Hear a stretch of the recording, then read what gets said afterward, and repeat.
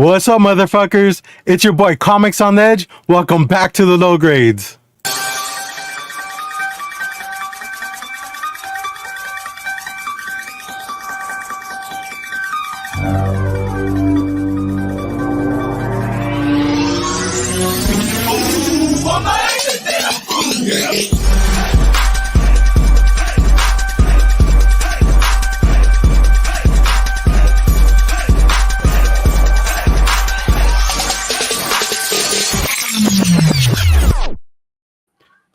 What is up? What's going on? How's everybody doing today?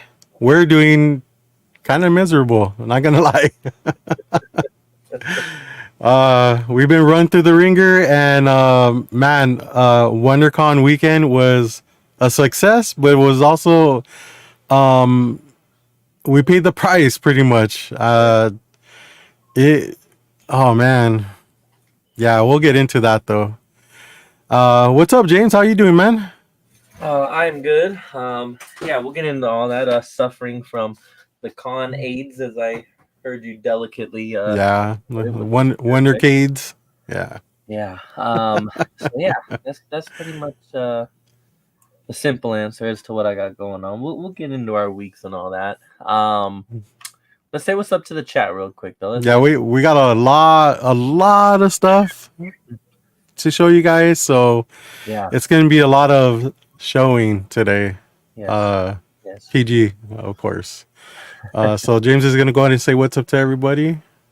Yeah, if I can get through it. So we got Rick in the house. Anyone else get a boner when they poop? That does happen on occasion, for sure. As long as it doesn't last more than 4 hours, I think you're good. We got Steve in the house. What is up, my man? I missed you this weekend. We didn't get to see you, but that's okay. Next time. Yeah. We do have Doreen in the house. Hello, Doreen. We did get to see her this weekend. We did. Awesome. Very nice to see you. What a nice I don't know. You didn't miss the show. We're only a couple minutes late, bro. Come on now. Cut us some slack. We got Comics by the Bay. What is going on, man? I got a lot of glizzy content to bring you later. So just stay tuned for that. Yes, too bad he wasn't at a WonderCon. We got the Wonder Corona. That's what we're gonna Wonder Corona. Wonder Rona. Yeah. We got JD in the house. Got to see him this weekend. What is up? Of course, man. He scored big time at the convention. Good for him. Our man Marcus. What's going on, man? Marcus, what's up? We also got Rob's Fat Stacks of Comics. I will definitely tell you about the wieners. That is for sure. The cough is back and here to stay for probably a while, unfortunately. SD, what is going on, my man Cisco? It was nice to see you this weekend as well. Do drink the Kool-Aid. It's the only way to get initiated, man. Come on now, you know better. And we got Eddie Vittori in the house. What is going on? Hashtag Glizzy content. Hashtag Glizzy influencer, maybe. More on that in a little bit. Rick, we got up close and personal, man. Multiple times. And not just at WonderCon, but at a show too. So I mean, yeah, we were all up in each other's grill, man. It was nice. Sounds like you're jealous. But we'll go ahead and let that slide. Marcus is advertising for free kisses at Heroes Con. I wish I could go now. All those celebrities that you sent me that were going, it had me a little jealous. But now this right here, this is enough to make me buy a ticket. That right there. I don't appreciate the wieners enough. You got wienered up the weekend, right? Yeah. Yep, it was nice. All right, I think that's everybody for now. All right. People trickle in and shit, And where do we even begin? Let's Well, I mean, we can start with the show. That's a perfect. All right, started because that's a day you showed up, right? Yeah. What did you want? Water. Yeah. So oh yeah, that too. Well, let's see. Wasn't feeling too great leading up to heading to WonderCon, but the day of, I felt nice. Actually, Robert, since I had an eventful Friday, let me talk about my Friday and then lead into the show. All So, right.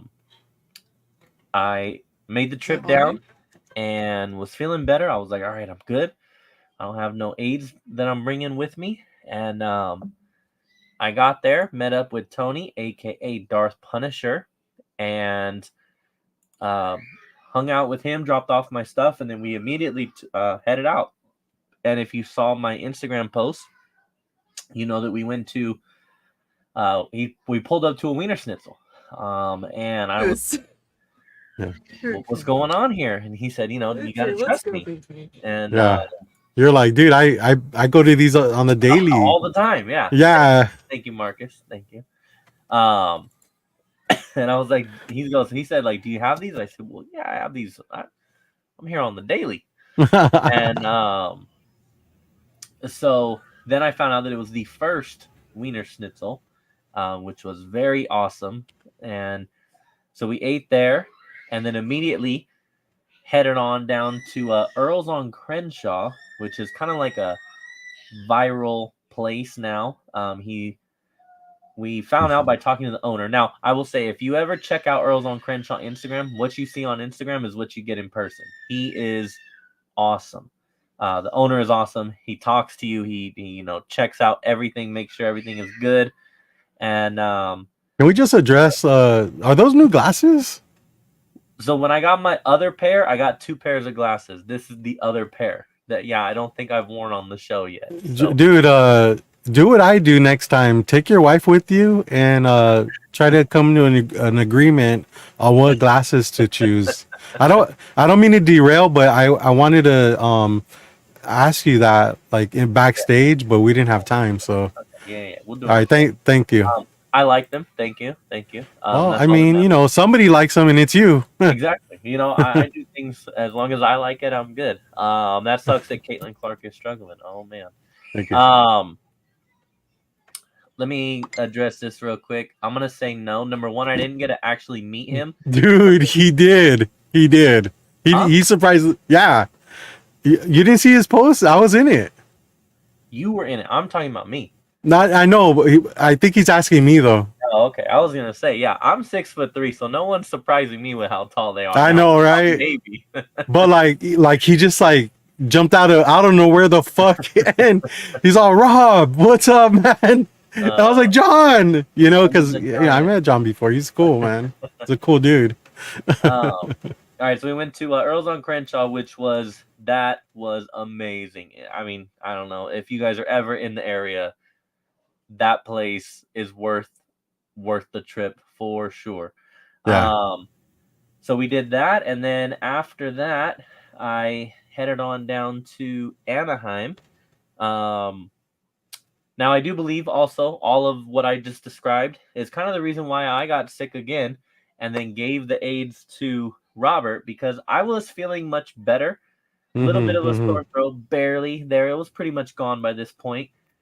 But we were cruising around in Tony's Punisher Jeep, which is old school Jeep, no doors, no windows, no nothing.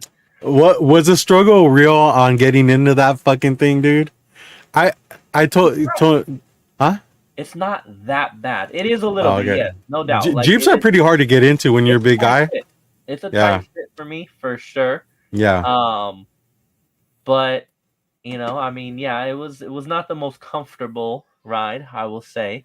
This is true. Costco. I mean, I love Costco, but yeah, it's dogs are definitely forever different for me. If they ever add chili, bro, I mean, dude, they're gonna sell out.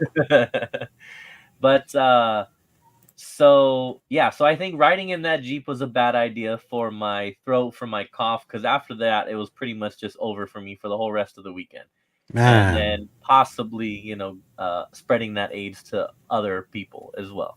So you're saying I got the AIDS from you? It's possible. It put me down, bro. I'm not gonna lie. It's I haven't been put down like you got put down. Like I've been okay, but yeah.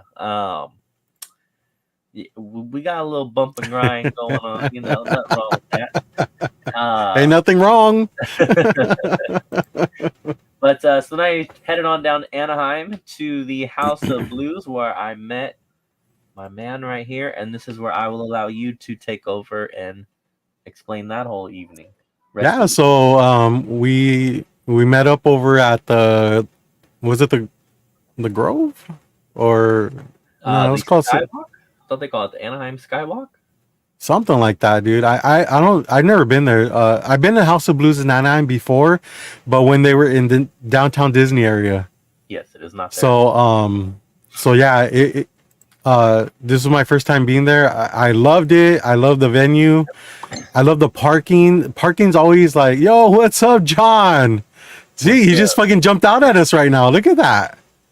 Also, John did jump out at me and, you know, say what's up, and then like you know, we kind of like separated again, and then he came back and found me again.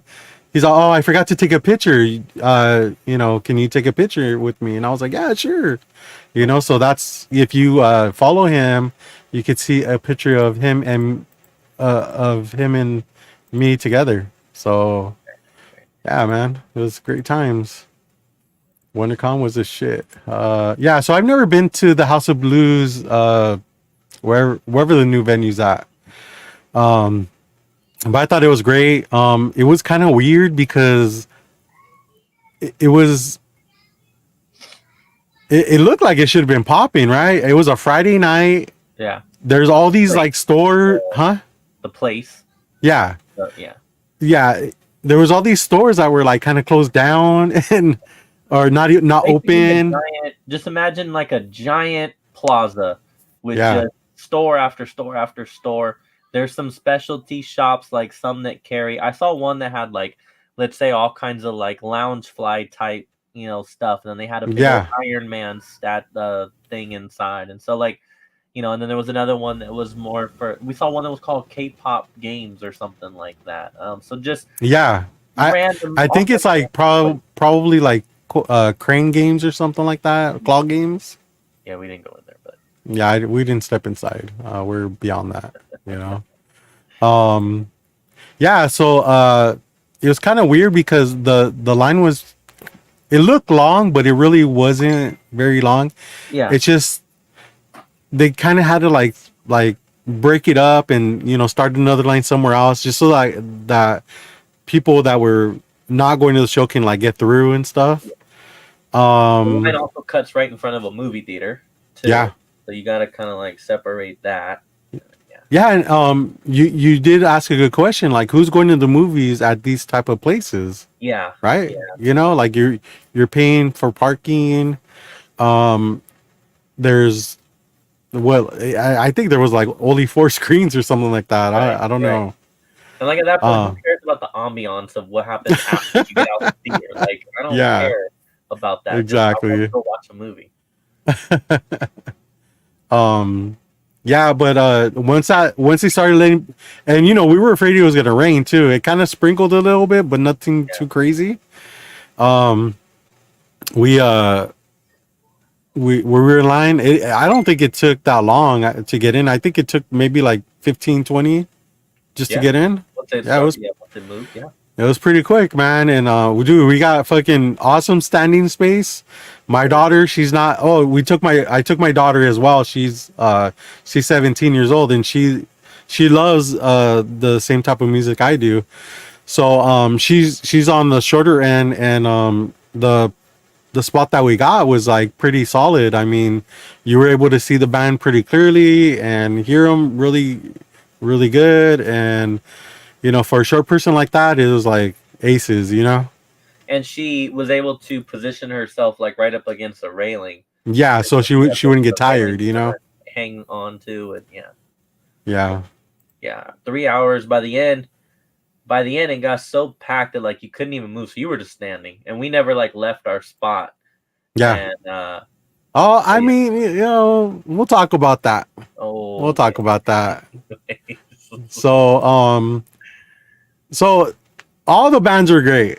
Oh yeah. I mean, I thought they were great. I mean, maybe Judiciary was like, for me, was my least favorite, but they were still good. Yeah. Tsunami. I thought they were, I don't really get their albums pretty much, but I think that they do give a good live show, a live like a good presence. Yeah. They're very angry and like pretty foul, like foul mouth, which some people do like. I don't mind it. So yeah, so yeah, man. I thought it was great, man. So we, like I say, we got. So I'm gonna explain what what I'm complaining to James about. Um, James is kind of a rookie when it comes to these type of shows, right? I mean, am I wrong? Okay. Yes, in the door venue, yes. Okay. Are you gonna try to defend yourself, or do you? I'm gonna wait and see what you're gonna say. Okay. All right. So we got awesome standing space. Like he said, my daughter was able to like lean up against the rail. There was between her and another girl, there was like a perfect square. Like, so I could just stand there with my phone and film, all the bands that I wanted. Hey, I was happy.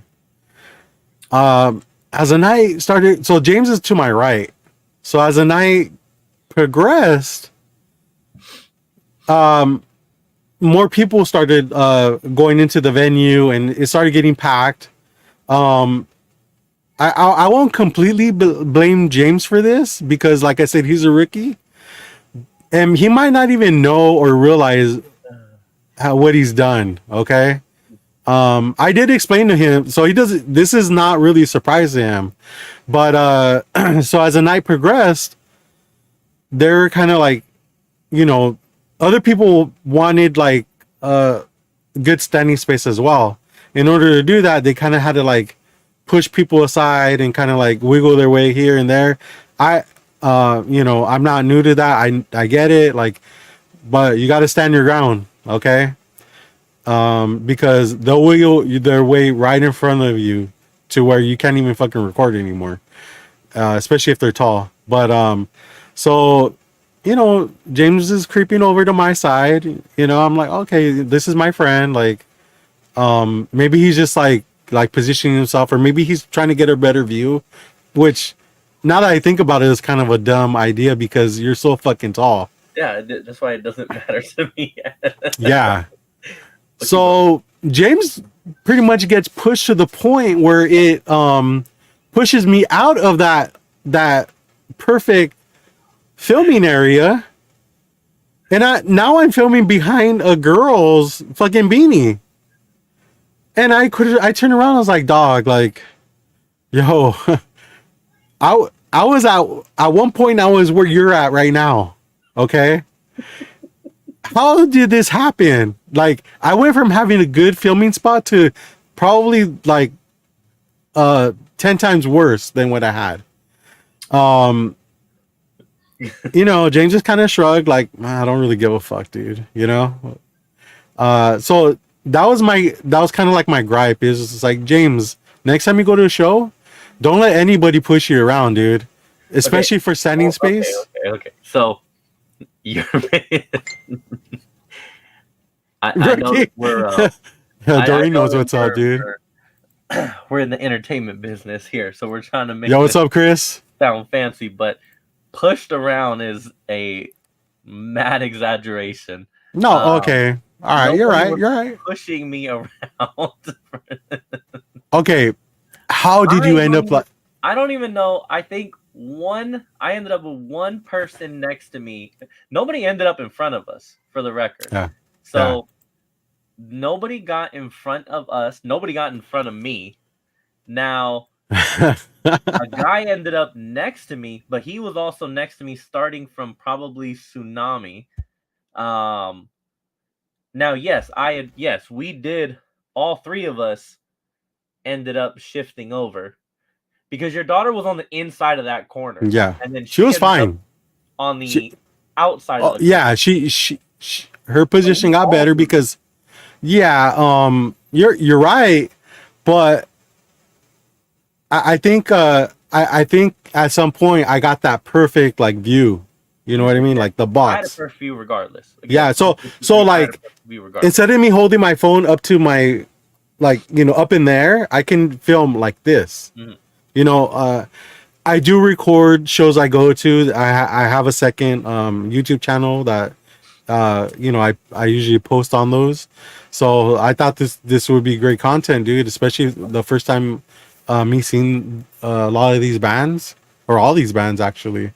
So yeah, If you would like me to send you my videos, they're great. I do want to comment on my videos in a minute though, but yeah. So I think Cisco's right. two things happened. Um, Number one, there was about at least three different people who made their way through to our area because they thought that that was the entrance to the main floor, Yeah. and then found out that they were wrong and had to backtrack. I also think everything in our area got messed up, including the people who were in front of me.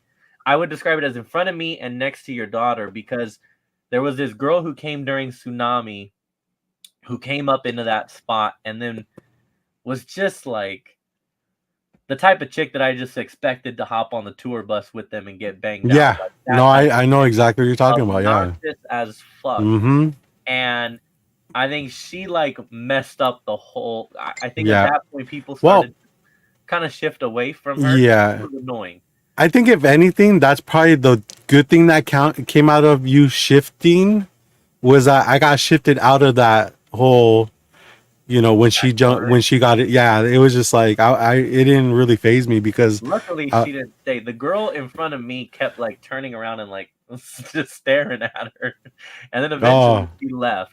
But it was just like, I don't know. I mean, to each their own. But yeah, she was just doing too much for me mm-hmm. personally. But no, yeah, I will say though, like I watched my videos back, and a lot of the videos that I was recording, I tried to like, oh, let me zoom in on the crowd real quick to like get the whole mosh and all that kind of stuff, and the videos just don't.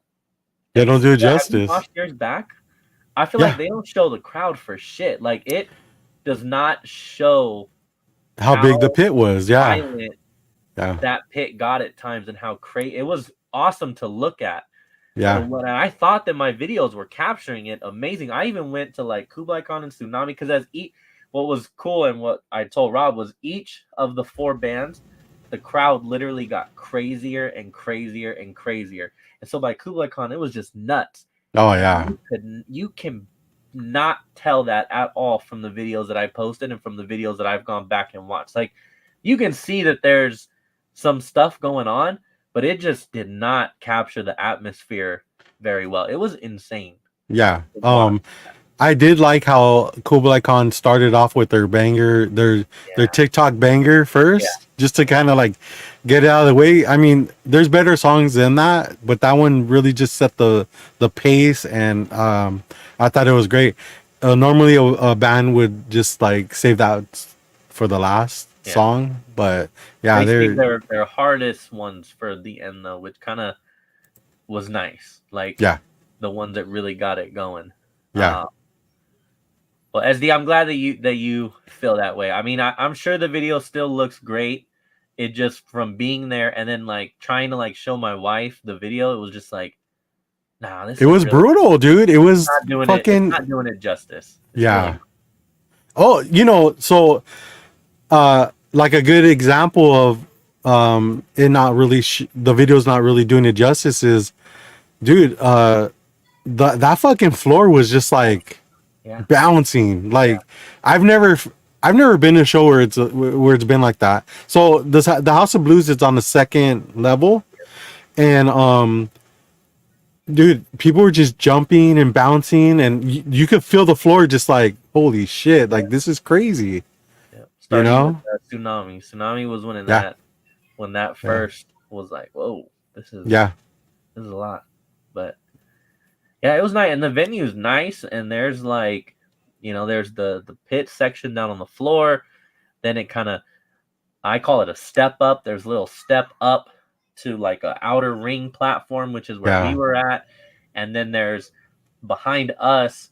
was, I guess I would call it the beginning of the VIP. It's like on the same level as everything else. Yeah. So they're kind of like seated a tiny bit higher. There's like bar stool type seating with tables, and Yeah. then there's an upper VIP level around the whole thing, which $80 per person. I mean, and it was not very packed up there for nah. that reason, I think. Nah. Yeah. But I'm sure it's like a cool. I'm sure the view from there looks pretty dope to like see the whole crowd from that view. Yeah. But no, yeah, it was an awesome experience though, We for got sure. Caroline in the house. What's up, Caroline? She who does not like seafood? I don't know about that. I don't trust people like that. Got Buzz World in the house. What's up, Bubs? Yeah, so that just started off our fucking Yeah, weekend, dude. I mean, we could have went to the con, but we had this planned already, and yeah, I think we made a good choice. What's up, Ruben? We sure. got Ruben in the house. Yeah, to think like let's go to a late night show and then tomorrow let's get up early and go to a con. It's just pretty crazy, but it I was know. fun. It was fun. Did So didn't you do something prior to that? yeah, so I went after the show. We went our separate ways. I went back to Tony's place, and I had told Robert at the show, "Hey, let's go to IHOP down the street from the convention center Oh, tomorrow Jesus morning Christ! at 8 a.m." That is what Tony wanted. Tony wanted us to be there at 8 a.m. Make sure we got great parking in the convention center, and then have breakfast, and then go to the con. And Robert says, okay. And then Tony said, I have even talked to Robert as well and expressed to him, this is what we're doing. All right. So Tony and I fucking get up at 6 a.m. after this, after I've been to this show. We're up at 6 a.m. We get out the house. We make it to convention center, no problem with no traffic. We pull straight into the parking lot. I've never seen that before. We just pulled straight in. Got parking on the second floor. Walk over to IHOP. IHOP's starting to get pretty busy. It's right down the street from Disney too. And we hit up our man Joe. Joe was supposed to go with us, and he says, "Oh, I'm waiting for Robert. He's supposed to pick me up." And we're like, "Oh, okay, cool." But I haven't talked to Robert this morning yet. We're like, "Uh-oh." And then Uh-oh, I'm something's texting happening. Robert, and he's not responding. So Tony and I get our coffee, and we're waiting. And they're getting busier and busier. And the lady keeps asking us, "Where's your party? Where's your party?"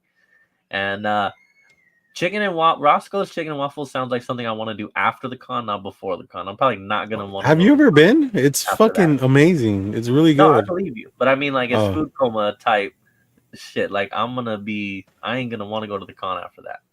yeah. So then we call Robert. Then at this point, it is probably 8:45, probably, and he goes, "Hey guys, I just left my house."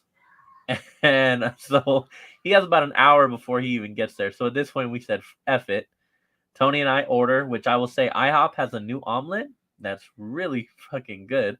Um, it's got like all the fixings, even got hash browns on top. Tony was quite jealous. So we had that. And then as we're now walking back, we've now abandoned because Joe unfortunately was too far to walk away. And No, Joe is down, dude. He's just like, you know what? I'm just dude, it gonna was wait a for Rob. mile in the rain. It was Nah, pouring rain at this point. he's like, I ain't going nowhere without you, Rob. Okay, so He's a solid guy, bro. poor man didn't even get to have breakfast. Then So neither did I. as Fuck, we're dude. walking, I didn't even have my coffee in the morning, bro. I didn't have my Starbies. I did. Cronies is I don't even know where it is, but it's really fucking good though. I can tell you that much. So anyways, we're walking back to the convention center to grab our vests and our gear and our stuff, and we see these guys in the car, and they're like, "Dude, where'd you guys park?" And we're We're like, lost. We "See got this lost. giant line right behind you that leads into the convention center? Yeah, we parked in there, except we didn't have that kind of line."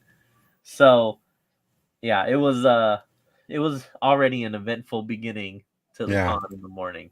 Um, but we got in right away, and and then from there, shenanigans, man. I would say that me and Joe got in at a pretty decent time. So You guys didn't take too long. I think, yeah, you got in maybe 11, I think is when your message said, hey, we're yeah, inside or something like that. But yeah, I mean the con itself was good.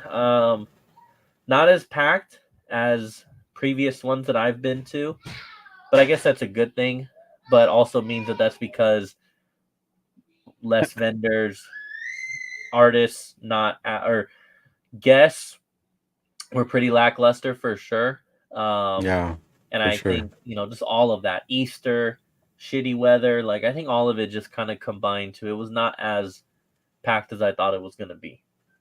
Yeah, I don't even think some of those artists stayed the whole time. I doubt it. Yeah, If I'm not mistaken, Marv Wolfman was done at yeah, 4:30, I yeah. think. Um, but yeah, I don't know. Where do we want to go from here? I mean, I guess I can. Well, you went somewhere before prior to the concert, right? You and Tony? What? D- Prior to the show? yeah. Didn't you guys go to like I already, I literally already said all that. Wiener Schnitzel and Earls on Crenshaw. I already no, did but all. you went to the Fast and Furious bullshit thing, Oh railroad or whatever the fuck. shit, man, my bad. You skipped way over that shit. I Like did. You know what? that It was was like hot dog on the mind. Everybody in the chat. That's what we were talking about. Yeah. What is up, Barbarian? well, Kung what's Fu? up, Barbarian? What's Good to see going you, on? man. Yes, I apologize. Tony also took me down to the port of LA where we got to go to Terminal and Earl Street, which is the location of this scene right here, which is why it was perfect that I had literally just got this brand new set in like 2 weeks before. Um and it was awesome. It was awesome. I mean, it looks way different now. Freaking what, 20 years later. JD But says you skipped it because it oh, wasn't this was good. awesome. This was awesome. I even have a pickup later to go show with this. But yeah, this was dope. This was dope to see in person, and we recreated it. Tony got out there in traffic and was like, "Nah, y'all need to stop. James needs to take pictures in the middle of the street." What's up, So Tony? it Good was to see you, nice. man. It was nice. But yeah, so yes, we did add that. It was awesome. It was an awesome Yeah, experience. Yes. that's cool. Um, but Yeah, yeah, so we all fast forwarding, we all got in the convention. Um dude, like what did you think? Like as far as the books go, like the book selections, the vendors, I mean, um, I think I have a little bit of a different experience just because I definitely spent all my money very early. Not all of my money, but a lot of my money early, which I'll get into later. like you do? No, not always. Not always. This was a very specific experience. But yeah, it was nice. I think the vendors were lacking. I thought that there was, and I just say that from thinking of like how much more empty space there was compared to Yeah. previous years. Um, and I guess there was really, there was still a few booths that I either bought from or that I would have bought from had I continued to have a little bit more money. Yeah. Um, What's up, Book and but as Joe? far as like the other stuff, so for me, like I also like action figures and I like um that kind of stuff. So I was missing like any brand or company that was like doing figures. Like it would have been nice to see anybody. I mean, shit, Mezco, Side, Mezco, yeah. anybody. I think NECA. Super Seven was there, but I haven't really got into their stuff yet. So it wasn't there. Like, wasn't anybody on what I would call the non like right. See, I'm picturing it like how the layout is. So when you leave the comic book side, you would enter in that area first, like the I just call it stuff, like the stuff that we're into, the hobbies. So like there was nothing Yeah, dude. that there was nothing there that really had my interest. Um, JD says Hasbro did a panel. I did hear about that late. Uh, Yeah. and then again, we've already talked about on the artist side. Not Yeah. as much. Yeah, last year I gave Rublin a Lopez badge, so he was able to get in last year. That Nice. was cool, man. Um, yo, what's up, Phil? Good to see you, man. Sorry, sorry we didn't do a show last week. I know you had mentioned that you didn't know what to do afterwards. Yeah. We try not to miss a show, but every once in a while it's gonna happen. Yep. Let's see. Super seven. So, um, but yeah. So yeah, I mean, from that whole aspect, like I said, it wasn't that cool.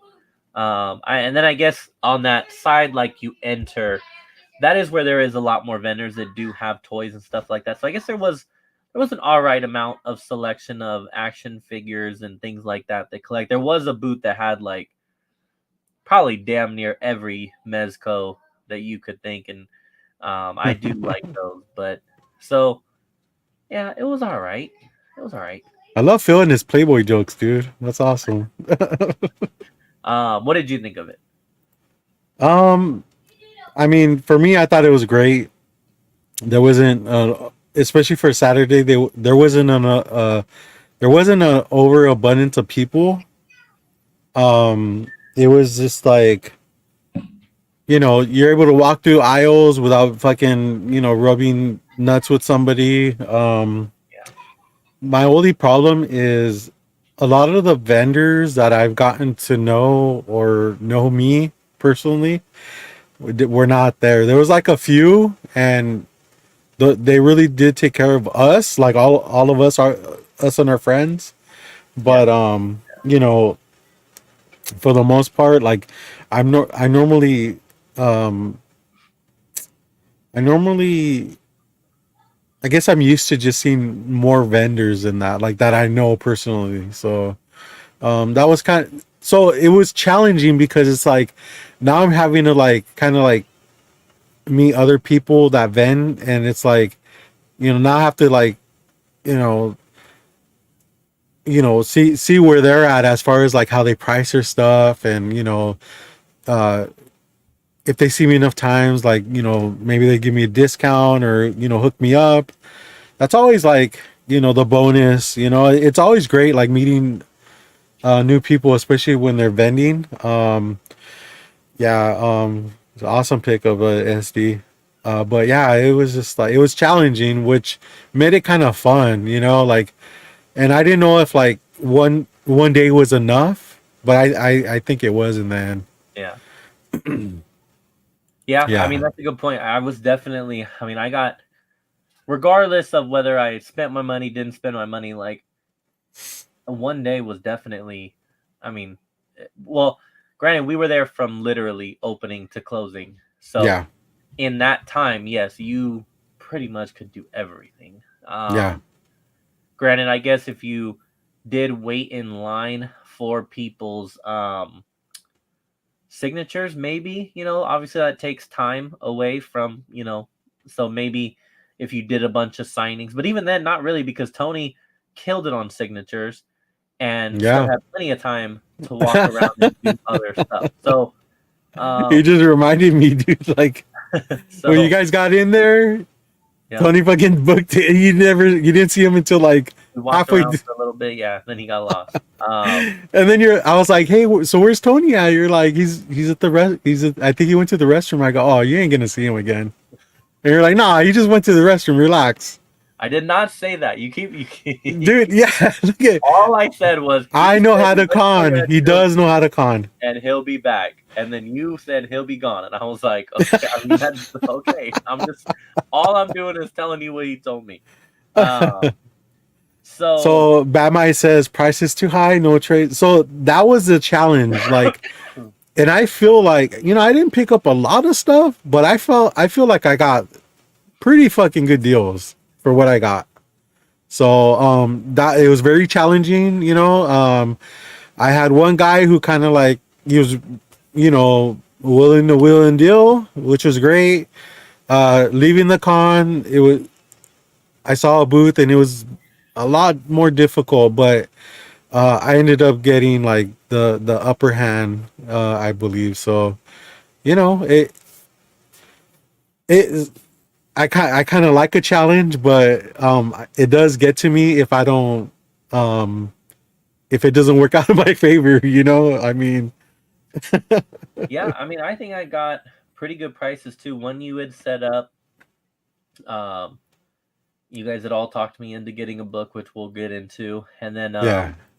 another one was I visited my man uh, Rob at Red Hood, so Hmm. I got taken care of over there, and we'll get into that here in a minute. I do want to say, I was supposed to bring this up in the beginning, and I totally forgot. We did say that we were going to have a guest on who was a vendor. And that was the plan. He found out last night that he has some a family function to attend to. So our plan is to still have Brian on next week to kind of again give the vendor perspective and us to be able to ask whatever questions, especially when it comes to questions involving a big convention, Yeah. which is going to be great for us because we, as in when I say we, I mean Robert and I and our club, we want to possibly set some up next year where we have Yeah. some type of table or something. So, yeah, we'll try to set that up for next week. But yeah, so I introduced Brian to Robert. Um, He's a great guy, man. he is. I mean, just He right is. off the bat, we got along. You guys Just found talk. out that you collect a lot of the same stuff, which I already Yeah, knew. I was gonna let you guys figure that out, but yeah, that was awesome, man. And he showed me some pretty rare stuff that I kind of, we were supposed to go back and hit him up about those, and we just never did. right, you're right. Yeah, we were. We were. You can ask him about it on the show. Look at John, low grade stable. Uh, so yeah, I mean, I guess we can get into some of the stories now. Well, we can. So as soon as I walked in, I wanted to unload some books, and some of those books were at the CGC stand. Mm-hmm, mm-hmm. I don't know. You didn't submit any, right? No. Okay. So, me and Joe did, and he submitted. I don't know how, like 6. I submitted 7. I wanted to submit more, but man, I couldn't. I couldn't press them fast enough. I fucking lag, dude. Like, Okay. I like to press and clean my books before I put it. Because I want to get those good grades. Yo, what's up, Comic Journey? Good to see you, man. So I did like a pre what was it called, like a pre submission or something like. Yeah, you filled out the form basically. Yeah. So they took it, verified all those books were what is said on the paperwork, and they let you pick a pen. One was a Batman pen, 8.5. It said 8.5. All of them said 8.5. Or Wolverine 5.0. The 8.5 represented what? Like 85 years of something. Maybe. yeah, some DC bullshit. The 50, which I picked for Wolverine, has a slash going through it, so that's a 50th anniversary of Wolverine. Yeah, 85 Batman then.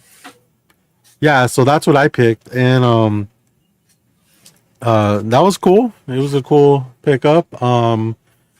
So that's the first thing I did when I got there, because those 7 books, I was like, I'm gonna need the room, so let's just drop these off real quick. Very nice, very nice. Yeah, I didn't submit anything. Oh, it is 85th anniversary for Batman. I think Joe picked Batman. And the Batman one was kind of cool because it had like bats in like tiny bats in the background. I don't know if Joe kept it. He probably gave it away to somebody. Oh man, You good? yeah, I'm all right. All right. I'm getting through this.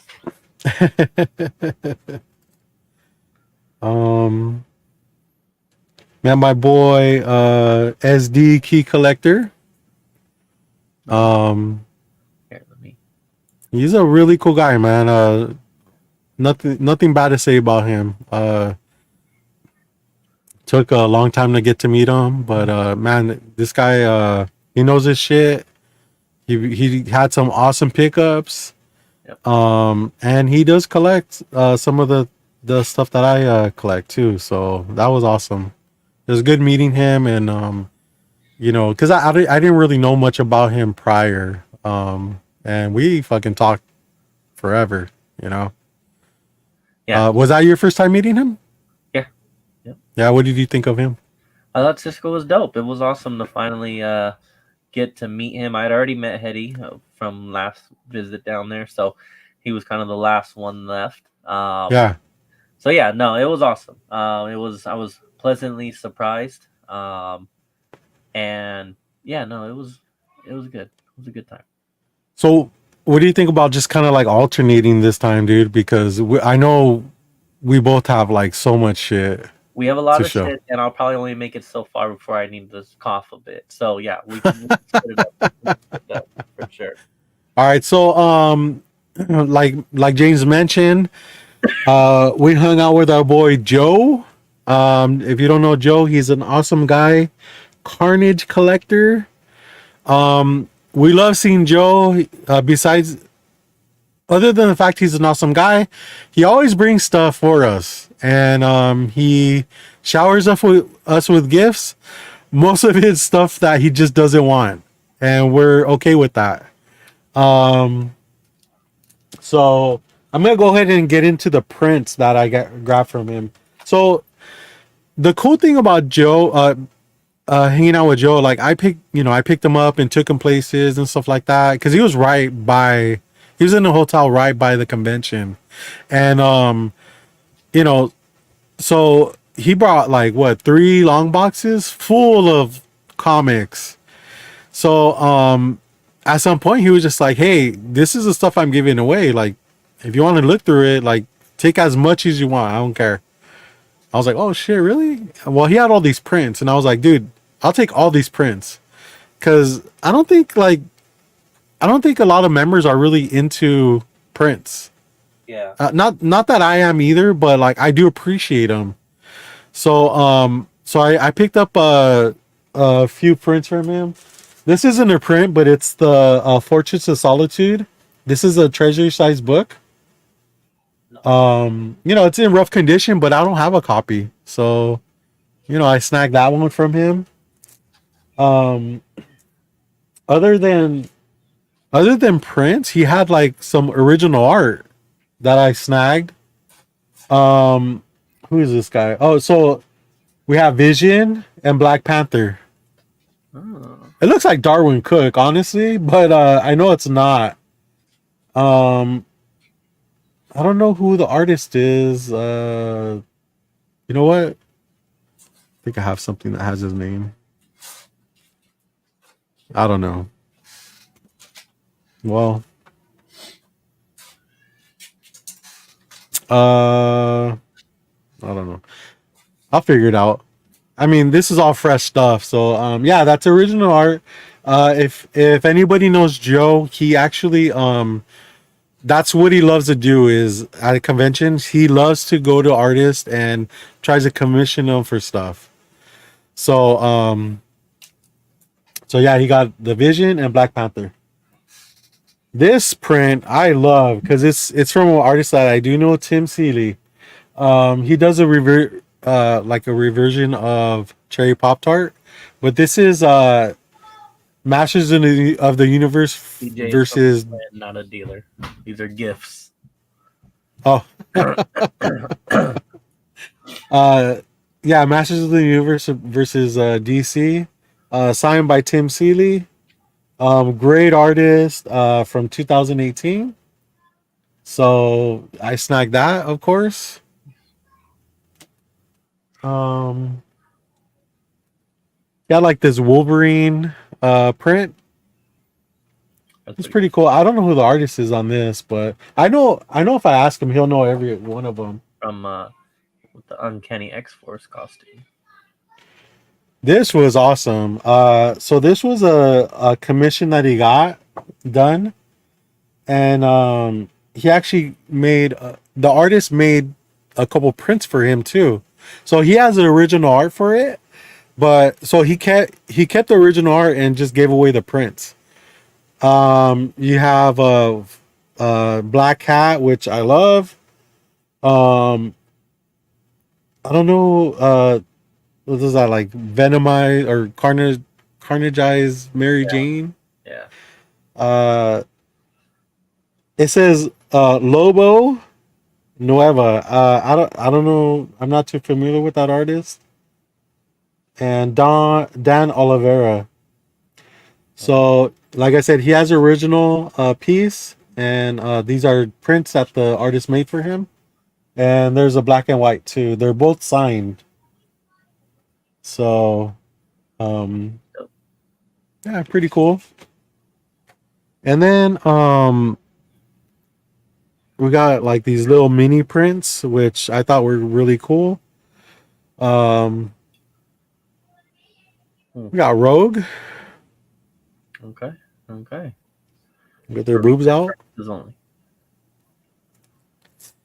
Let's see. We got Supergirl, Okay. that fat ass. That's not too far off from a video I saw of the actual Supergirl. Yeah. You know.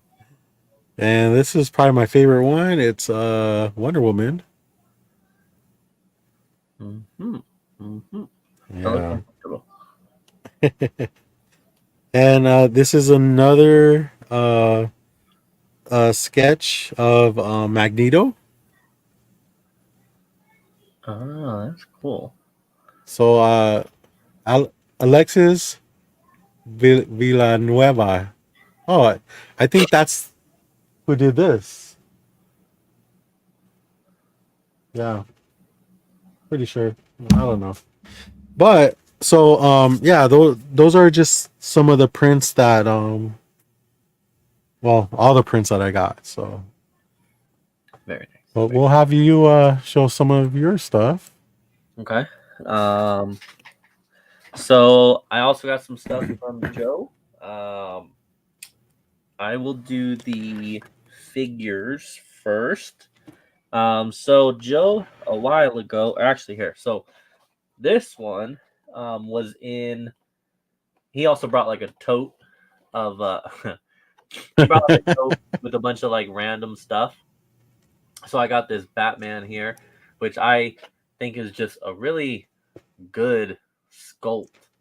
I really like this. I'm probably going to open this for sure because I think that's a really cool Batman, and I would like to have him I displayed. don't like it, dude.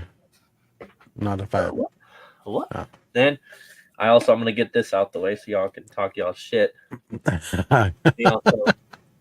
There's a straw, but it's in the wash right now. But this little sippy cup here, this was dope. This got me through my ride home for sure. Yes, toys just for you, Steve. So a little bit ago, I was waiting for that. yeah, a little bit ago, he had a store that was doing a huge sale in his area, and he told me like all the figures are gonna be like half off or something like that. There was gonna be a bunch of They're turning on you. There's gonna be a bunch of Spawn ones. Savages. You know, I'll show you what they're selling, and then you can tell me what you want. And I said, all right, cool. So I picked up from him a Tiffany here, and all of these are in really nice shape still. Then there is another Tiffany, different color schemes here, different little color variants. And then, oh man, anyway. They are not fans. I know. Cosmic Angela as well. And then the one that I was most hyped about because I do believe I think.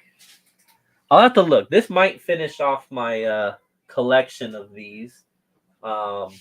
Which if it does, that'll make me pretty happy here. But I also got the Violator Chopper. Still, Robert wanted to kind of see it, so we opened it earlier. But it comes with the figure and the chopper. So I now have the chopper, the Violator rig, and the Spawn Mobile, along with the Spawn Alley playset.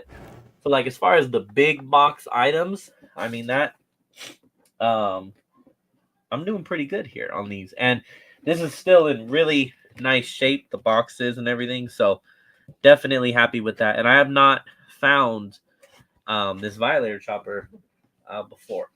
So I was very happy with that. I guess I'll get into some books. Before you get into the books, let's talk a little bit about the legend of Two Booth Bandit. Okay. What was it a success or a fail at the convention? I would say Two Booth Bandit did not show up. I bought from four. I bought from Red Hood. I got the guy that we'll get into later, the one that you got me the books on. That's two. And then I bought four. So I bought from four booths. So Two Booth Bandit, I mean, he showed up like twice, maybe. Play it off like that. He came twice. Well, you already knew that you weren't going to stick to it this time. Okay, hold on. I am on record on this show saying he was not coming to WonderCon because there's just no way. There's no way I'm only going to buy from two places. Now, it got close. I will tell you, after that first booth, it was pretty damn close that he might show up. Because you damn near blew your load, right? I blew about 75%, 70% of my load. Which 100% worth it. We'll get into that later. I got some shit to get off my chest, but we'll handle that. Me and James are allies now. What do you guys think about that? We're fucking bonded forever in different reasons, but we still fight the same fight. Exactly. You want me to do the rest of the toys, or you want me to keep going with like Joe's stuff? How you want to do this? You know what? I'll show one toy. Okay. All right, let's do toy. Let's make this toy hour in case Steve has to go somewhere. I actually have a toy. What the fuck? And it's like a action figure toy. Okay. Good homie of mine, Mike Hanley. Almost lost him because he's a Dodger fan now. We were both diehard Angel fans. But every now and then he'll come in the clutch, and he gifted me this. I mean, I did ask for it, but I got you. He gifted me. So this is a flaming carrot action figure. And it is signed by Bob. I don't know, Bob something Burp. Okay. Yeah, it's signed. But it's kind of cool. Like it says the first thing that it says right here is works upside down. What does that mean? Yeah. I mean, the carrot can be inserted either way, I guess. Head lights up. JD says use only as directed. Real fake flaming action. World's first surrealistic superhero. Nice. So I do have Flaming Carrot books. So when he got it from Aaron and he didn't really know what it was, so I asked him, hey, how many holes? Where did I look for them? To be continued. Yeah, so he didn't really have any attachment to it, so he passed it along to me. So that was cool. All right, I'm done with toys. Well, and then I mean, now that I think about it, I think I took this from somebody from the club. Joe had all these toys put together and wanted to get rid of them. And I missed something. And my boy Mike Hanley saw it and he pulled it out of the bag and was like, look, did you not see this? And I was like, oh shit, give me that. Yeah. It's a little squirrel girl. Nice. I don't know what you call it. Like, it was just from like a little mini play set. Yeah. Like game or something. Yeah. So I took it, and then later on I thought about it and I was like, did I just like incomplete somebody's set? Like, Mike Hanley, so he don't give a fuck. yeah, true that. But yeah, that was pretty cool. I've never seen this before. Nice. That is awesome. All right. So we'll continue on. I do have to take a little detour here. So this just looks like a rusted piece of metal here that might get No, but it looks like a piece of shit, honestly. this is actually a screen used prop from the movie Fast and Furious, as we talked about earlier with that train set scene. These little buckles here go into the train track, and Tony happened to find one laying next to the train track. So we appropriated it, and it is now mine. And I am going to forever tell anyone that this is screen used. This is in the movie. You know, you can tell it's a little bit aged from the way it looks. So my first ever movie prop, and it happens to be from Fast and the Furious too. So I will take that. You and your wishful thinking, dude. I guess technically all these figures I have shown off on my Instagram already, but these are not from WonderCon. These are all I'm borrowing it, CJ.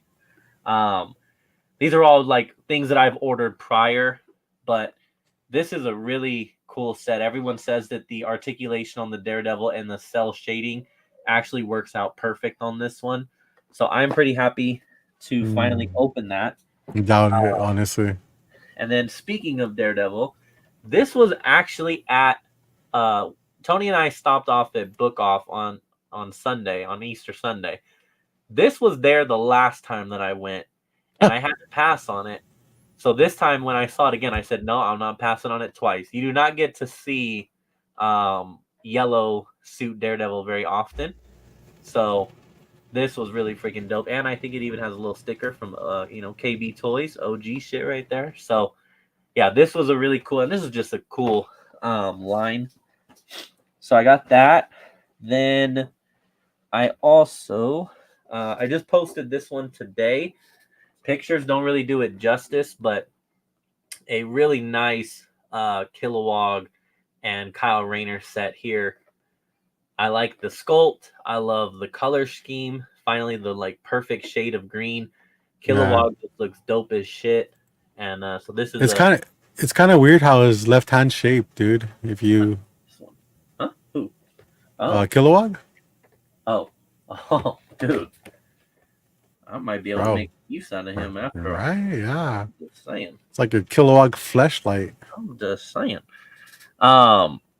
So then, let's see. I already showed that. I placed an order on Hasbro. They happen to have this Cyclops on sale for pretty cheap, so I went ahead and picked that up. And then he's too blue, man. He's way too blue. This series, I actually saw someone repaint it to black because that's more accurate, I guess.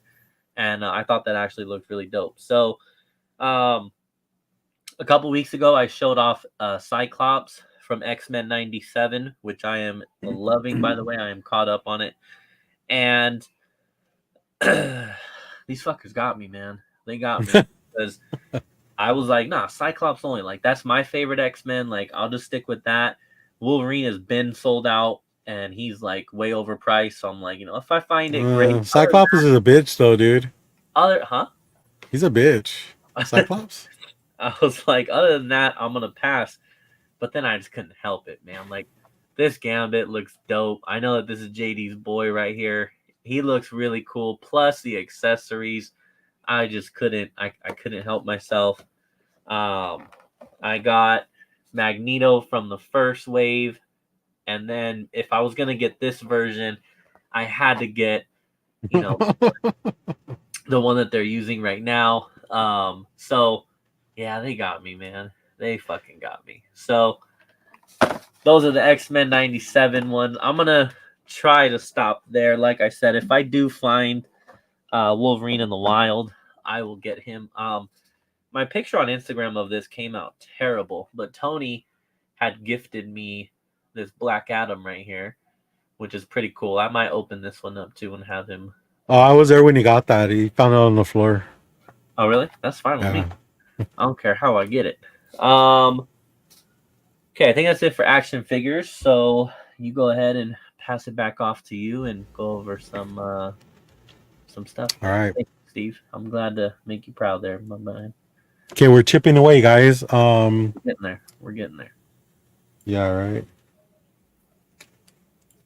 So I'm gonna show some of the things I. I'm gonna show some of the things I picked up from Joe in his box. Um, also, these are a few things that I got from James, which are Tell me he picked I these never up. doubted you, man. I never doubted you. So I got these from James. He went to Book Off and found these for me.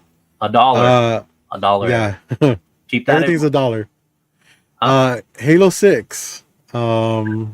Escalation, Street Fighter, Super Combo Special. Look at that. That one Look was at that, Steve. that one was kind of cool. Yeah. I thought this was pretty dope. He was pretty excited when he showed it to me. Vans Warp Tour 17 Valiant comic book.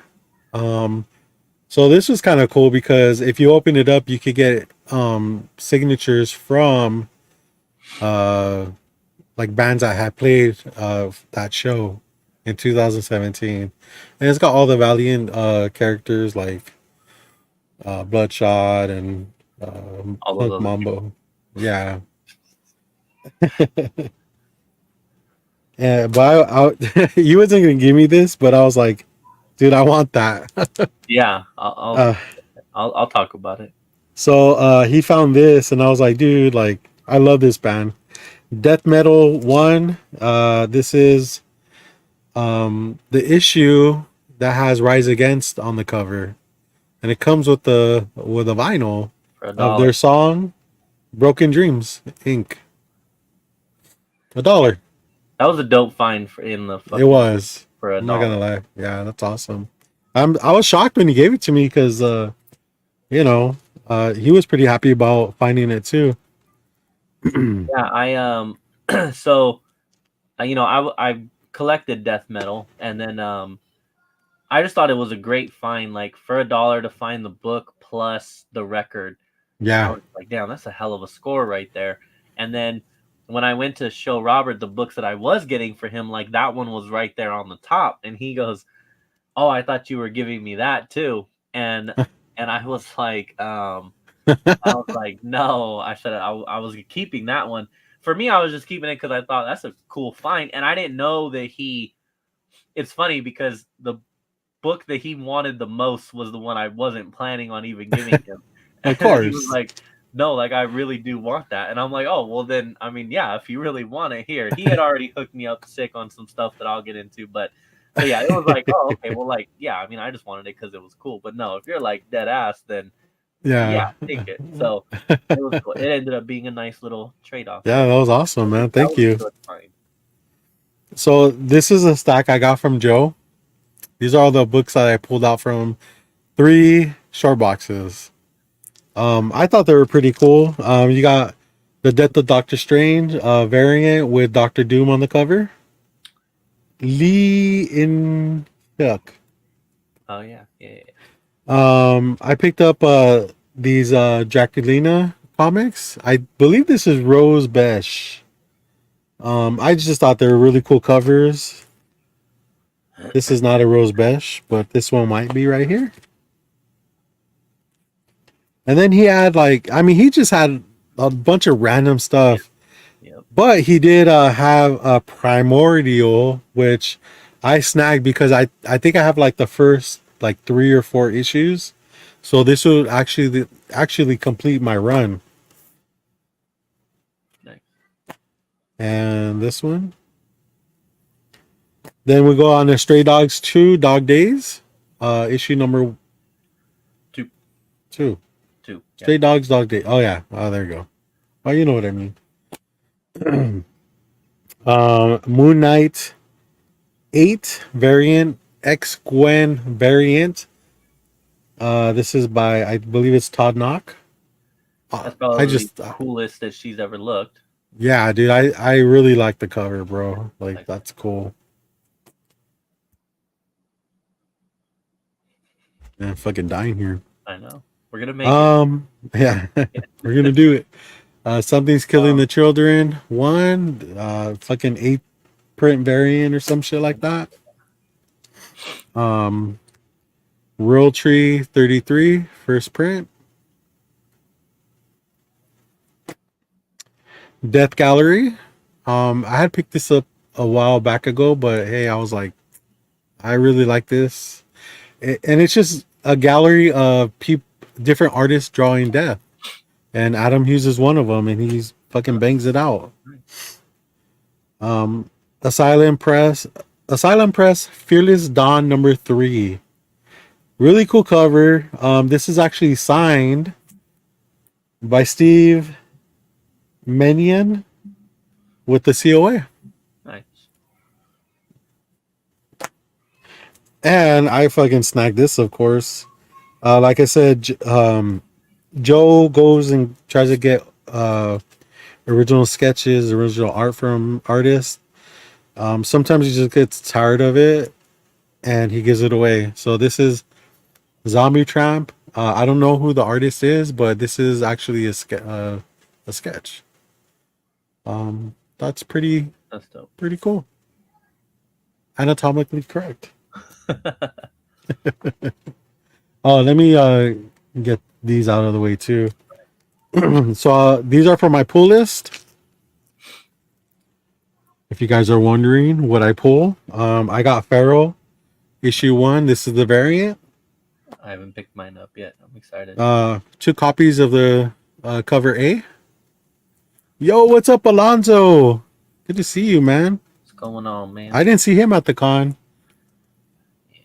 But I know he's fucking busy, getting sketches and stuff like that. Just in time, man. I know you picked up probably like 5 of these. Jackpot and Black Cat #1. Adam Hughes cover. Amazing. I love when he does Black Cat, dude. That's like that's a sure shot, dude. You cannot go wrong with that. Okay. And that is it. All right. I will do this section of my pickups is called gifts. So different gifts from different members here. So I will get into Justin, fan of comics, got me this Spawn foreign #1 here. Nova Revista Mensal. So What's that like Spanish? I'm guessing. I mean, it sounds Spanish, don't it? So yeah, that was pretty dope. Thank you. I mean, Nice. I've said that I'm done buying Spawn #1s, but if they are gifted to me or if they are foreign versions, then I am down for it. This one is from Fez Ruben, and I said that I don't do these kind of covers, but I mean, it's also dope as shit, and he got it for me, so I will gladly take it. But this is a Spawn 300 gold foil cover. So I'm not a fan of the whole foil thing, but this is pretty dope. That's a La Mole, right? I believe so, yes. But that's pretty dope, and I think I actually have another one of those coming up here. Actually, congrats to Ruben, dude. He just had a kid the day after the con, man. He gave me a chocolate cigar because he knows I'm straight edge. So thank you, man, and congratulations, dude. Oh, so 4th kid. What? I didn't realize that it was the chocolate cigar. That's pretty dope. I know, dude. So I walked in with this, or my kids and wife saw this, and they're like, "Who's giving you cigars? Don't they know?" And I was like, "Oh, it's chocolate." They're like, "It doesn't look like chocolate. I mean, it's See's candy, bro." Okay. Okay. That's pretty cool. You could probably also fit it like. Never mind. Yeah. Shout out to him. Yeah, I guess it is. Yeah, because I got. So yeah, shout out to him. But yeah, I didn't honestly. I'm not even gonna lie. I did not realize that this was C's. James, how many of these do you think you could take? Honestly. Oh man, it depends on where. Depends on which hole we're talking about. Your mouth, of course, dude. What do you think I'm talking about? 8, 7, 7. Wow, that's a lot. That's a lot on either end. All right, so I picked up some random stuff here, so I'll go through these pretty quickly, like just random Daredevil from Joe in that box that he had. Leftovers. I left that for him. Dog Days. Then I got this Dog Days here. I was gonna take all the stray dogs, but I was being nice. Let me see. It says this is free. It was. That's pretty crazy. Oh, my stack is gonna fall here. Dope. Alex Ross. What were these called? Timeless covers or something like that? Yeah. But Daredevil. This Thor. Thanos. I remember seeing that in the box. I was like, nah. I think this was a variant or something. I'm not gonna lie. I probably already have it, but I got it anyways. Stray Dogs. Free comic book day. Then these were some ones that now we're getting into ones that he like personally gifted me. So Spawn #1 with the movie characters. Spawn fan edition #3 with the Viking. This is one that I really, that Mylar glare is crazy, but this is definitely a dope cover. It's a good age, James. Spawn Haunt 234. This also looks like I don't know, Spanish something. El origen del traje de Spawn, parte 2. So doesn't he know that you don't like read Spanish? Huh? Doesn't he know you don't know Spanish? Obviously, I just did. I mean, I did that shit fluently, bro. Nah, bro. This is a Batman Bruce Wayne 1 in 25 variant. I'm gonna have to keep that sticker on there, otherwise I will forget that. Same thing with this. That's a Wondercon variant. 1 in 25 variant. Vanish, followed by a foil Vanish. Swipe there. Cerebrus, Later Days 11, and Spore. And then this was definitely one that I thought was really cool. This is a Spawn art book, La Mole, from 2020 by Silvestri cover. So, I mean, I guess I'll have to open this eventually and kind of see like what's inside and like whether it's just all the artists that were. I don't really know how this works or what it is. So whether it's just different artists that were at the convention or if it's all Spawn, I don't know. Either way, Spawn being on the cover definitely makes that dope. I don't know if that's So, and then let me continue on with the gifts part since Robert showed. This is good chocolate, bro. You can't go wrong with these. Man, you already deep thrown it? Oh, damn. We got. You gotta watch out for the fucking foil, though. Oh my! It's all over the place. Okay. So Robert gave me some amazing stuff here, as he always does. This may be probably my best haul from him though ever. I regret it now that I look back. Comics by the Bay, I hope that you are still here. If not, I hope you check this out on the rewind because I have not shown anybody this stuff yet. So we got a button here. Have a Hoffy hot dog. Mm-hmm.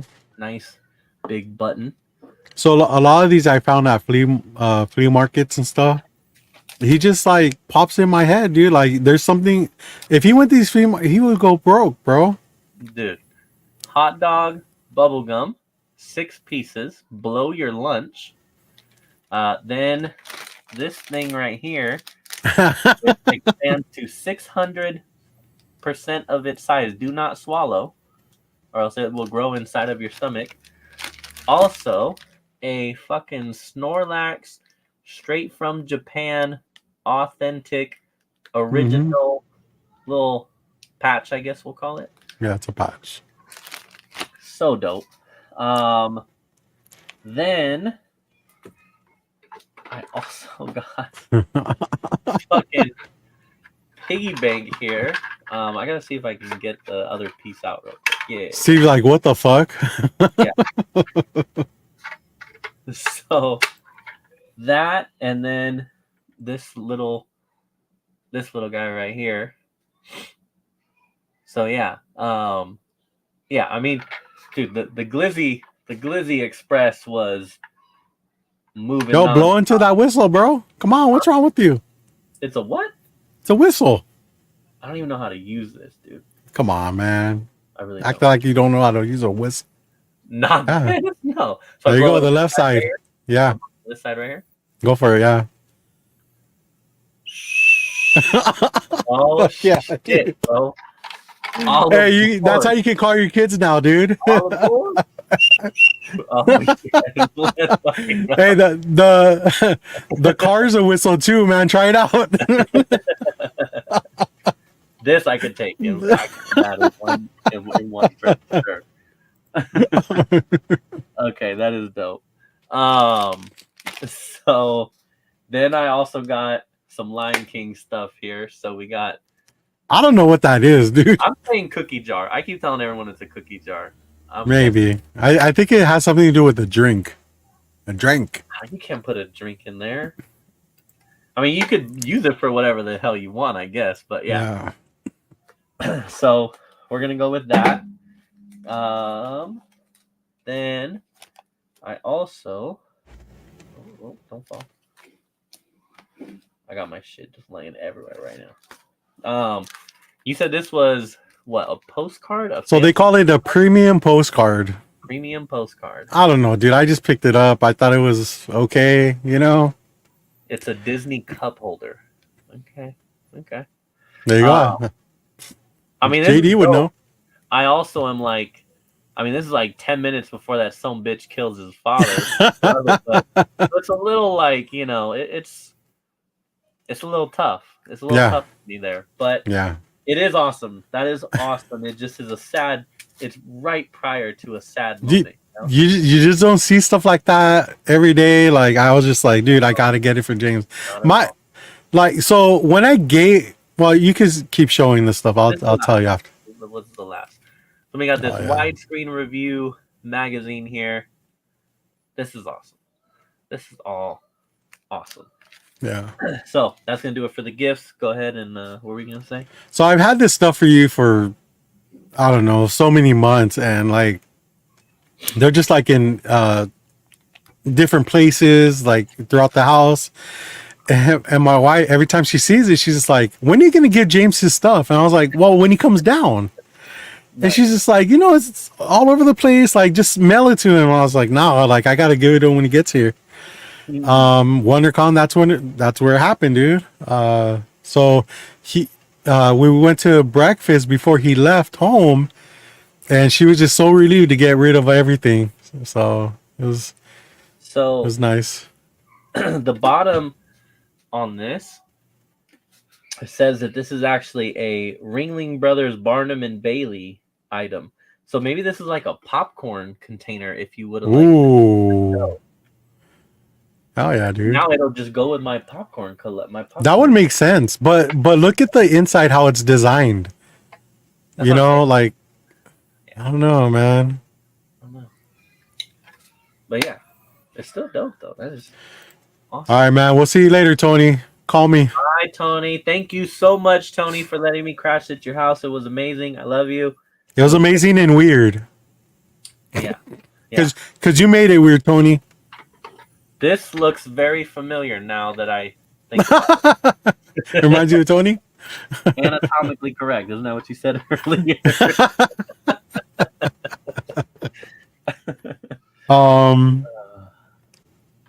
So let me get into some of the things I picked up. Like as far as like raw books, I did pick up a couple slabs. So I went to one of the vendors that I always go to, and man, he had some like pretty cool stuff. This is a rip-off press mail order catalog. No, Rick, I have not found that yet. I couldn't pass that up. It was $5. Dope. Then you had the copy of Tales of Terror. This reminds me of Bernie Wrightson, dude. That's I don't really know. cool. Yeah, it's just like really cool, man. I like that a lot.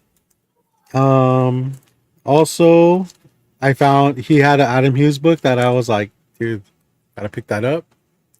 This is the Amazing Spoof Heroes swimsuit issue, Adam Hughes cover, and this one also came with cards. Oh, I put shit. the top loaders in there, so I didn't even know they came. Like I bought it, and I was like, as I was rebagging and boarding today, I noticed that there was cards. I was like, oh shit. That's dope. This one I was pretty happy about. Images of Omaha, benefit for Reed Waller.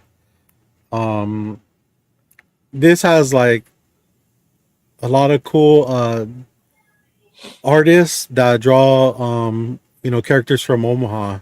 Uh, really cool. I think even Dave Stevens is in it. Nice. We're gonna go back to Hannah Comics. Justin, dude, he hooked it up, man. He just like Joe. He likes to gift people stuff, and man, I was really happy what he brought to me, man. The Man Who Loved Breasts. I don't know anything about it. I gotta kind of check it out, but I think I'm gonna like it. I dig it. I dig it. Yeah, so he didn't really know too much about it, but he said that he knew it belonged to me. And this just like made my day, man. This is such an awesome gift. He really knows what I like, and one of the things is cherry pop tart. This is not a first print. He doesn't really know what print it is. I can figure it out, but I'm just glad to have it. That was an awesome gift from him. Issue number 1, just really cool stuff. Um, I also picked up a couple magazines. This one I didn't really care for, but sometimes when I find a really cool book, I'll throw another book in there just kind of like maybe throw off the vendor a bit, just in case they. Because what I found was a really good book, and I was really happy to find it. And for the price, I was like, hell yeah, dude. So this is just kind of like a buy to kind of like smoke screen the real pickup. Quaystar, number fucking I don't know what issue it is. I mean, it is a cool cover, and it was only $3. So Rob, is your mic peaking? The fuck is that? I don't know, probably. English, please. So this was a book that I picked up, and it's actually like a book I've been looking for, and it's a pretty expensive book.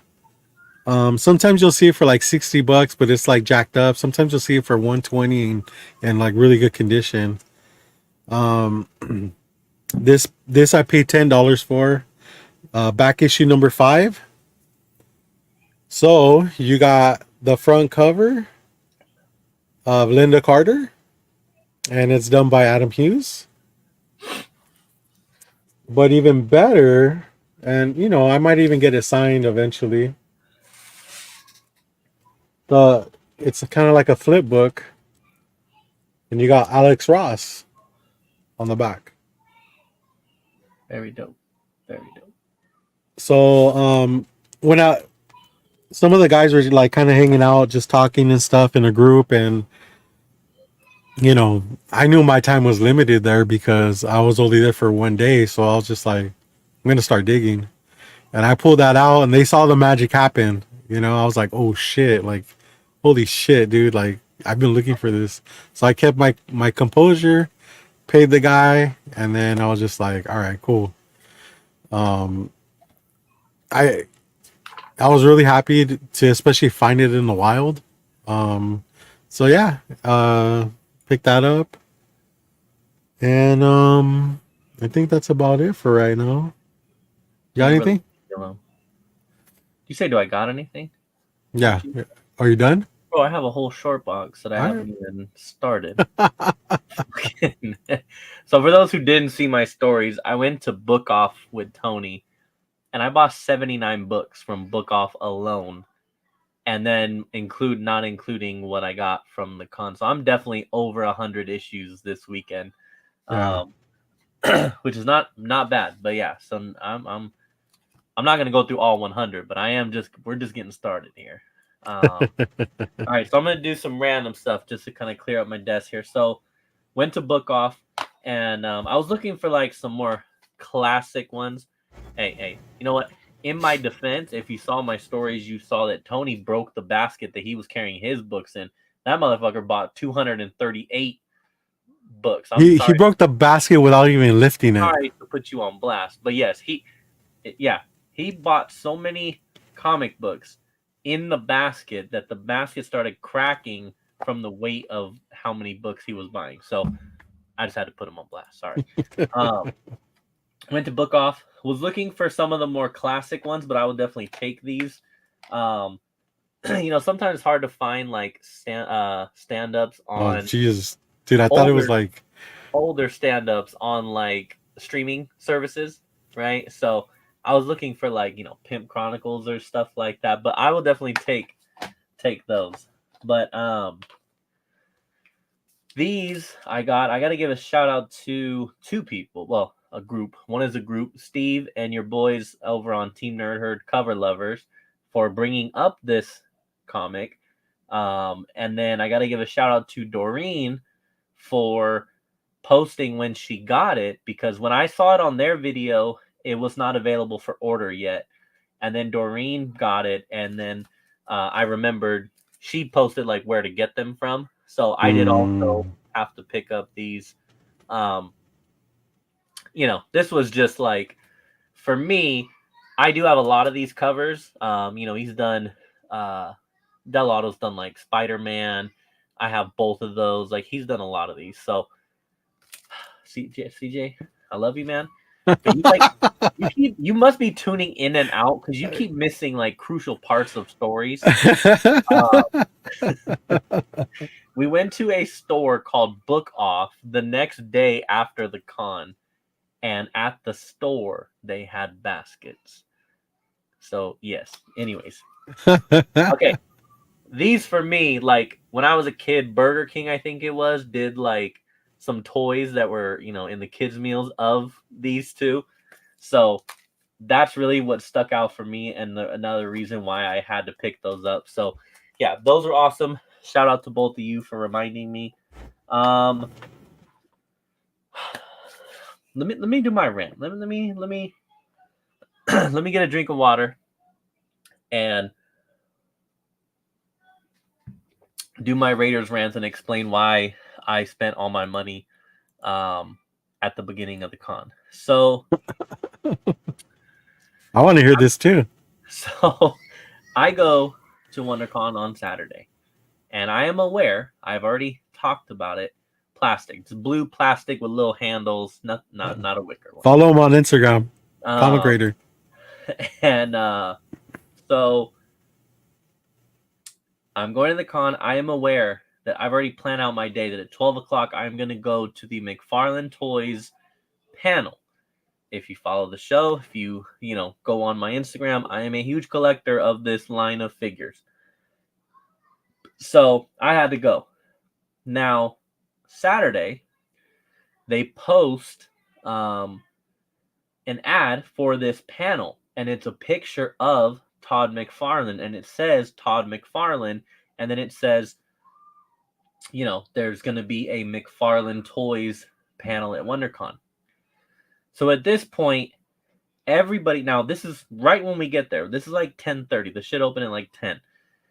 At this point, everybody's realizing that no, CJ, you don't.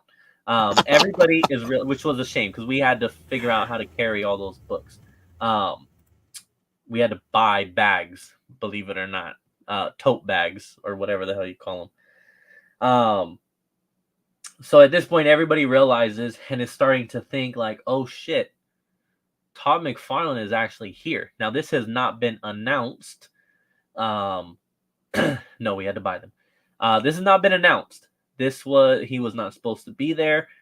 So everyone's like, oh my God, he's going to be I told you here. he was going to be there, remember? So there was a lot of debate, and we were even debating like, damn, is he really? So I'm like, all right, cool. If he's there, great. If he's not, whatever. Yes, I did pay for the tote bag. I will actually show you.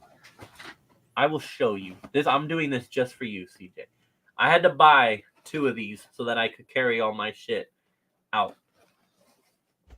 Honestly, I think it was only like 50 cents or something like that. I don't know. But probably $1, just like everything else in that store. So sorry. So I'm like, all right, whatever. If he's there, whatever. I go to my man Red Hood, right? Now I've known Red Hood for years. I always like to go through his stuff. And so I'm digging and I'm going through some Daredevil stuff. And then I'm looking for Spawn. At this point, my idea for the con was I either want to get a banger or I kind of want to complete my Spawn run. I have like 40 issues to go. And thank you. I actually got promoted this week, everybody. I forgot to totally mention that. So thank you, Rick. I appreciate that. Today was day 1. It was a lot of fun. So I think he was talking about your pregnancy, dude. Because you get to raw dog it for 9 months. That too. I mean, I got all kinds of blessings going on in life, except for at this time. So raw dogging, dude. I'm going. Can't beat it. I'm looking for Spawn. I can't find it. I can't find the section of Spawn. I'm like, all right, whatever. Then I see this vendor approach, and he has a stack, probably twice the size of this stack, maybe 2.5. And I realized that it is all Spawn books, it was like a ton of Spawn. And he makes a deal with Rob, and he sells them. And I'm like, damn, that was a lot of Spawn books. Next thing you know, I'll go ahead and say it. Elvine Comics comes over to the booth, and he's like, "Oh, where's the Spawn at? Where's the Spawn books at?" And they're like, "Oh, we have some boxes right here."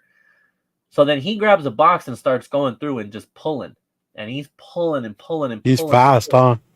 And I'm like, I'm literally in real time going like, what the fuck is happening? And it clicks to me that these vendors are realizing, oh, Todd's here. I'm going to buy all these fucking Spawn books and I'm going to try to get them all signed, or people are going to buy them from me in hopes of them getting them signed. So I'm going to come over here to Red Hood's booth and fucking buy them all. And at this point, I get kind of pissed off. Now, teach their own. Vendors, you got to make a living. You do what you got to do. But like, I'm trying to, this is for me. I'm trying to complete this run. So it's really frustrating, these fucking kids, man. So it's frustrating that I'm over here literally trying to actively finish this run. You're almost done too. And buy all these fucking books because now all of a sudden you realize that Todd's here and you want to, get in on this.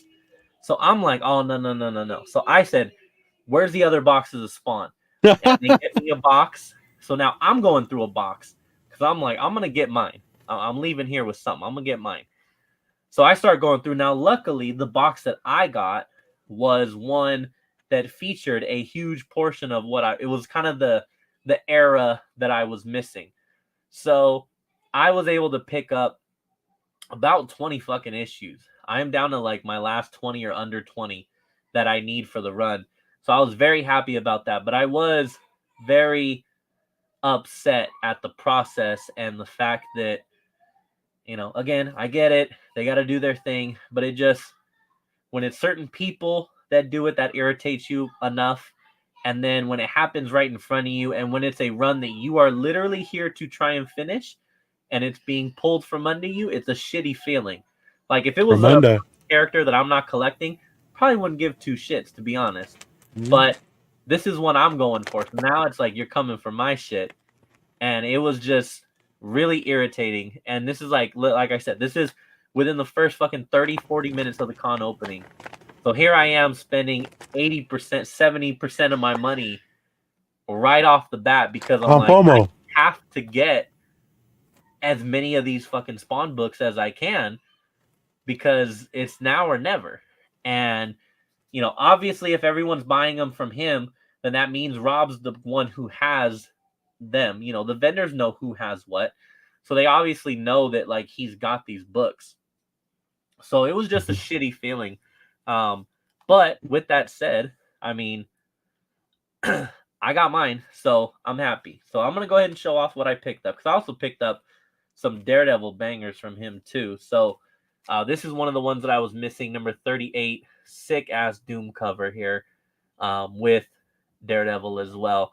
Don't pay attention to the prices. My man Rob hooked me up, so I'm good here. So I also 10%. This one, issue number 57. Amazing condition here, amazing colors, and an important book. This is actually, if I'm not mistaken, this is the cover that I just got of the Omnibus Volume 2. So this is pretty cool. So damn, $75, dude. Holy shit. That's not what I paid, but yeah, this one is very, very nice.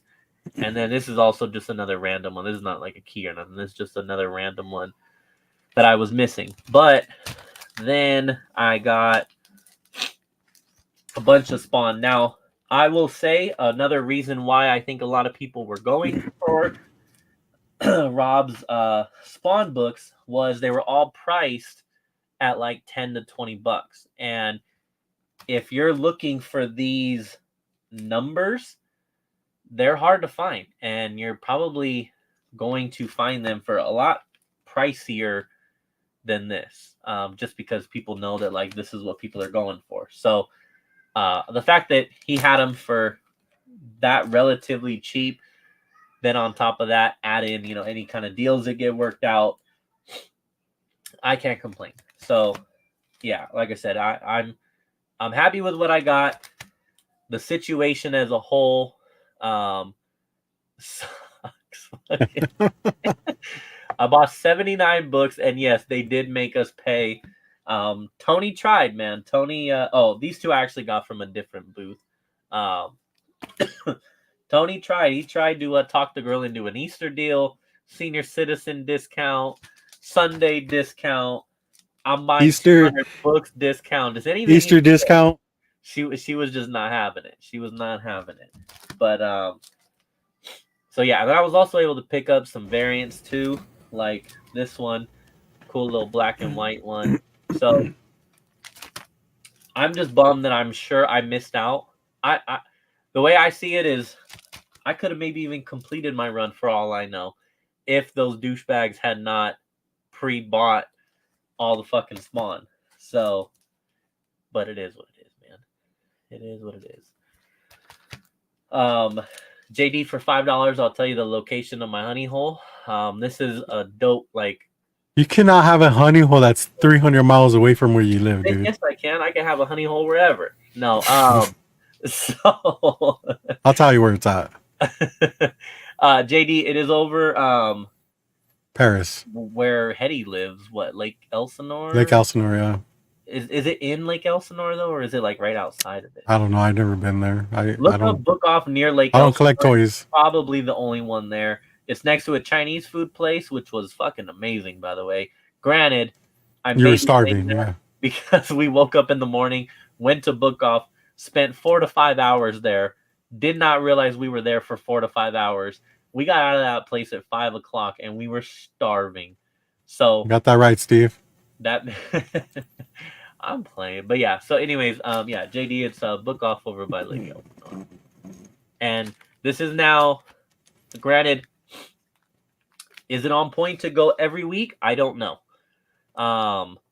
He said, "F that, I will not drive all the way over there." Oh, come on, man! I thought you were down. I don't know, man. When you see what else I picked up, again, I haven't even gotten to the Book Off shit yet. When you see what I picked up, it was pretty nice, and this is twice that I've gone.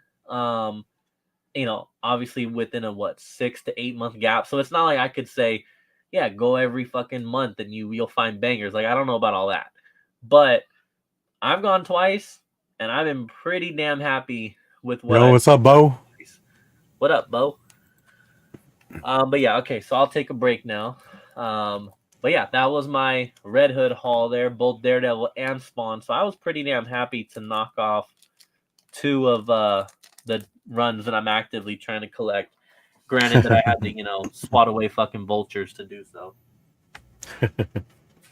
So, along with the free stuff that Joe was giving out, he was also giving out cards. And I don't really do cards, but he had some cards in here that I used to collect when I was a child and don't anymore.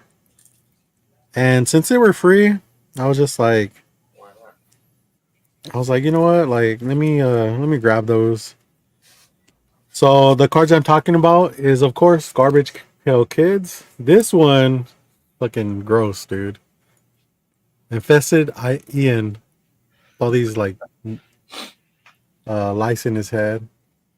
But yeah, it took me back, and I was just like, you know what? Let me take these. He's like, yeah, take as much as you want. I took them all. I can't find the cards that I got, but I'll find.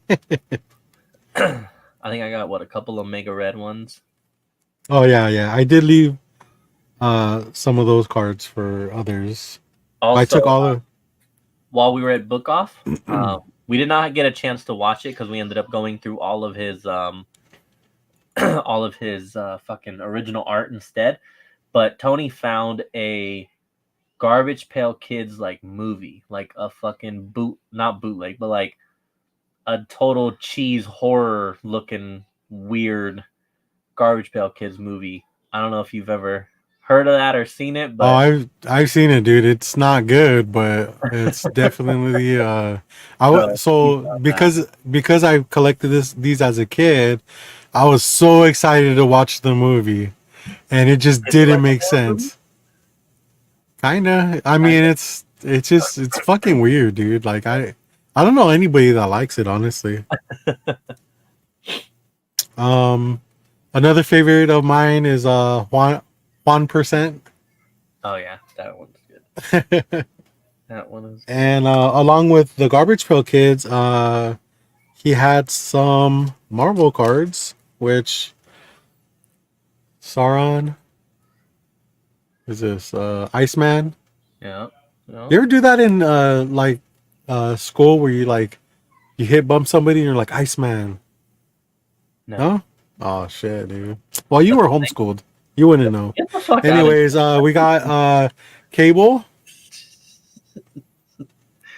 Oh my god. I got 2 of these Marvel Carnage, which I was surprised he gave up because he collects everything Carnage. And they're Japanese too. It's weird. I'm guessing that Bo just jumped in here because Iowa defeated UConn and is reaching the women's national title game. So, yeah. Awesome. He's a fan. And I got this really cool sketch card, dude. It's by Rob Broussard. Look at that. Look at that. Nice. JD said, what? What is he saying what about? Yeah, that you were homeschooled, dude. Oh, I'm getting it. No. Anyways, no. Is this really chocolate? Because I'm about to eat this shit. I already ate mine, dude. Did it help with the cough? Did it soothe? I throated it too, man. Can you do that? You what? I throated it. I could. I definitely could. Just watch out for the fucking foil, dude. Like, it's all over the place. Really? Yeah. All right. Sorry. Keep going. So that's it for the cards. One of the other things I wanted to show. This is the last thing I got from Joe. Santa Joe, we'll call him. Santa Joe. That's right. So we had a bet a while ago. This isn't the book that he promised me, but it's just as good. Wow. It's supposed to be a darker image, #1, newsstand, 9.8. He said he had it, and I was like, I doubt you have it because I've been following him for years, and so he couldn't find it or he lost it. I don't know what happened. But this is what he gave me a replacement. Flyblade and She. Uh-huh. #1. First appearance of Witchblade. They're Pezzini. So that's Witchblade right there. Awesome gift, dude. I mean, that was really cool. I was pretty surprised. Your 100th copy. Uh, yeah, but this is the only one that I have graded. So thanks to Joe. Nice. All right, what do you got? All right. We're almost done, I think. Who? You? He didn't want to give it to you. Maybe. But you can never post it, I'll tell you that much. Okay, so I'll do these. So I went to this booth. Actually, I think it was the same booth that you found the Adam Hughes and Alex Ross book at. And then I started just digging around.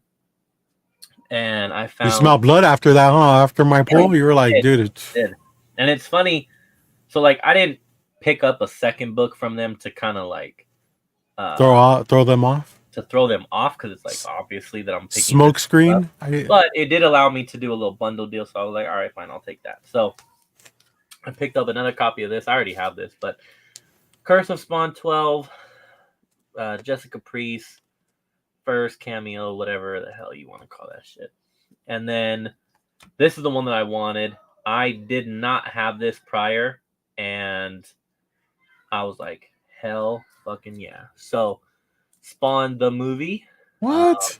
I have that. And I think I picked that up last year. Huh? So I'm pretty sure I picked it up last year.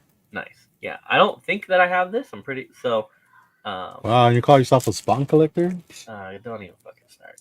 Oh. But, so yeah, this was just dope. This was a really dope book, and I was very happy with that. And then, these guys right here, I was not going to get these, at least not originally off the bat. But I've been waiting for this one. But then the boys are terrible influences. Let me... Wow. I'm not even gonna bother. You're making it into a negative? So I mean, dude, come on. Spawn, Japan. What was this called again? What was it called? What was the name? I don't know, dude. Damn it. I forgot. Anyone watching, what are these called? Where, like, you get the... I don't know. The fucking proof of... I don't know. Anyways. It's like a... Not an insert, but I want to say DUI, but it's not DUI. But it was something like syllables or something like that. Not syllables, but you know what I'm saying. Yeah. So, anyways, yeah. So we got that. And then also...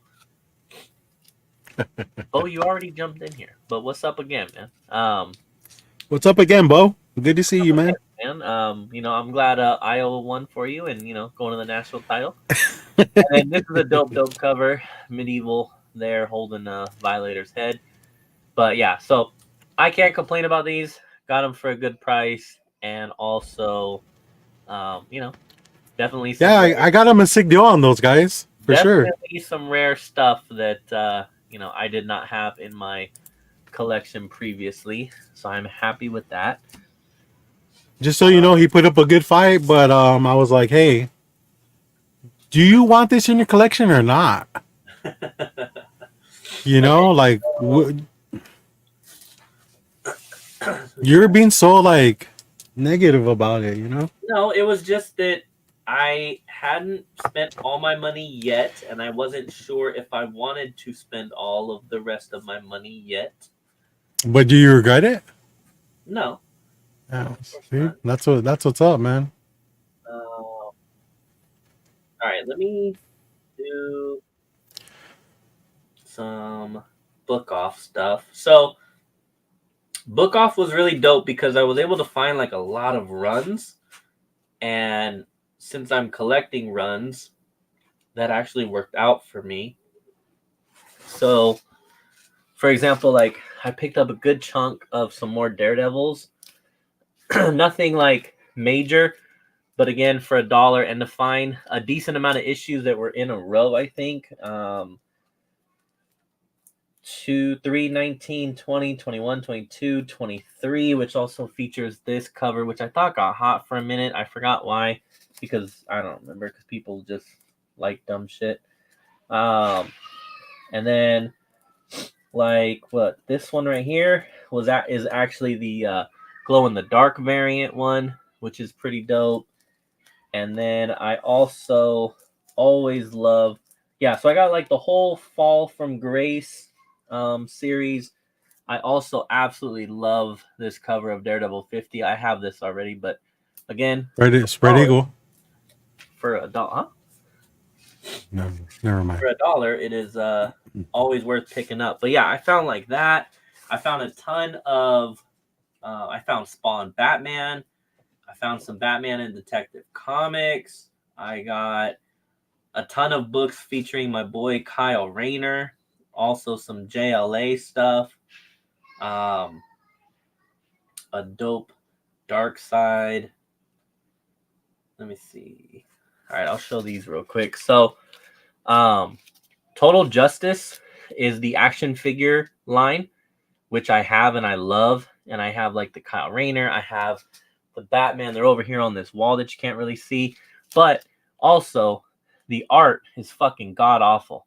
Yeah, it's horrible, dude. And honestly, it is not much better inside the book either. But this is Batman doesn't even have any nuts, dude. Look at that. Terrible. Those faces. Look at my boy over there. He looks terrible. So, yeah, that. But dope Dark Side cover there, my man. Dark Side. I also got really cool Death Below Jim Lee cover. Then this is Operation Night Strike featuring Chapel and Al Simmons. So before, he's spawning all that. Second appearance of Deadpool in a $1 bin. That's not a bad find. I'll take that all day. This was a really cool like Death of Chapel. Also had Spawn in it as well. So those are a couple random ones. Let me do a couple more random ones here, and then I'll pass it off to you, and then I'll kind of end when we come back. I'll end my book off stuff. So I also got Luke Cage, #1 with the LL Cool J hip hop variant.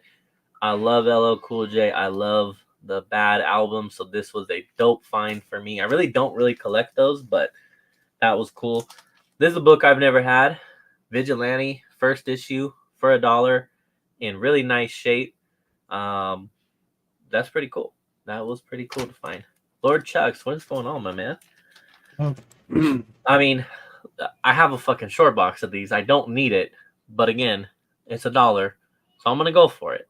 And this one is actually legit a 9.8 candidate. I would know because I've sent in some for 9.8. So I consider myself almost a connoisseur here now of this book. But yeah, so you should test it out, man, pretty soon. I should. And then this is like, I mean, I wouldn't say rare, but it's also not super easy to find. And again, finding that in a $1 bin is actually pretty damn cool. I do have this already, but that was dope. So it was just like random, I didn't, again, I'll end with like the best of my haul, and then again, I picked up a bunch of filler stuff, but like those books right there, you can't beat that for $1. I mean, put it this way. This shit right here, second fucking Deadpool Vigilante for $1, that was better than any of the shit I was finding in the WonderCon $1 bins. I'll tell you that much. So I was pretty happy with What's up, Arrow? What up, Arrow? All right, go ahead. Let's go ahead and move over to the packs real quick. Okay. So I met up with Jeff, Geek Driven. A while back ago, we did like a mini crawl to like a warehouse sale and stuff like that. It was a great hang, dude. That's when I realized I was the youngest person in the group. JD, I know you were there. Wow. Oh, what? That's insane. For you to be the youngest in a group. Anyways, The next time that'll happen is your first day at the old folks' home. we got Justin in the house, fan of comics. What's up, dude? Good to see you, man. Great hanging out with you over the weekend, dude. Yeah, and we already You showed off the books you gave us. Then we thank you you made for a that. lasting impression in my life. So um he so Justin was like, no, dude, come on.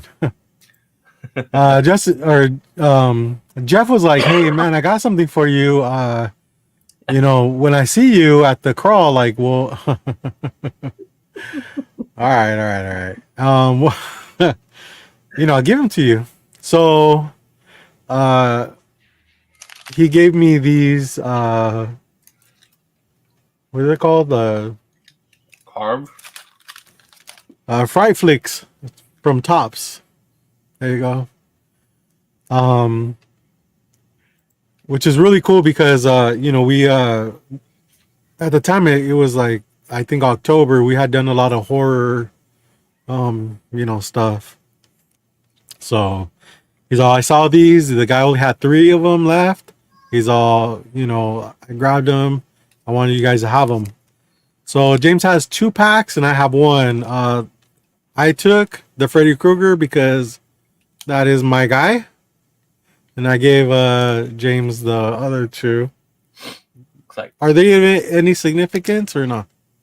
I'm going with Pumpkinhead, and then I don't know exactly which vampire, whether that's That looks like Santa Cruz. You know what I'm talking Exorcist. We'll just call her. about? No. No, all right. Arrow, let me. I'm contemplating it. I kind of want to see like reviews, maybe. But if you go see it, definitely let me know.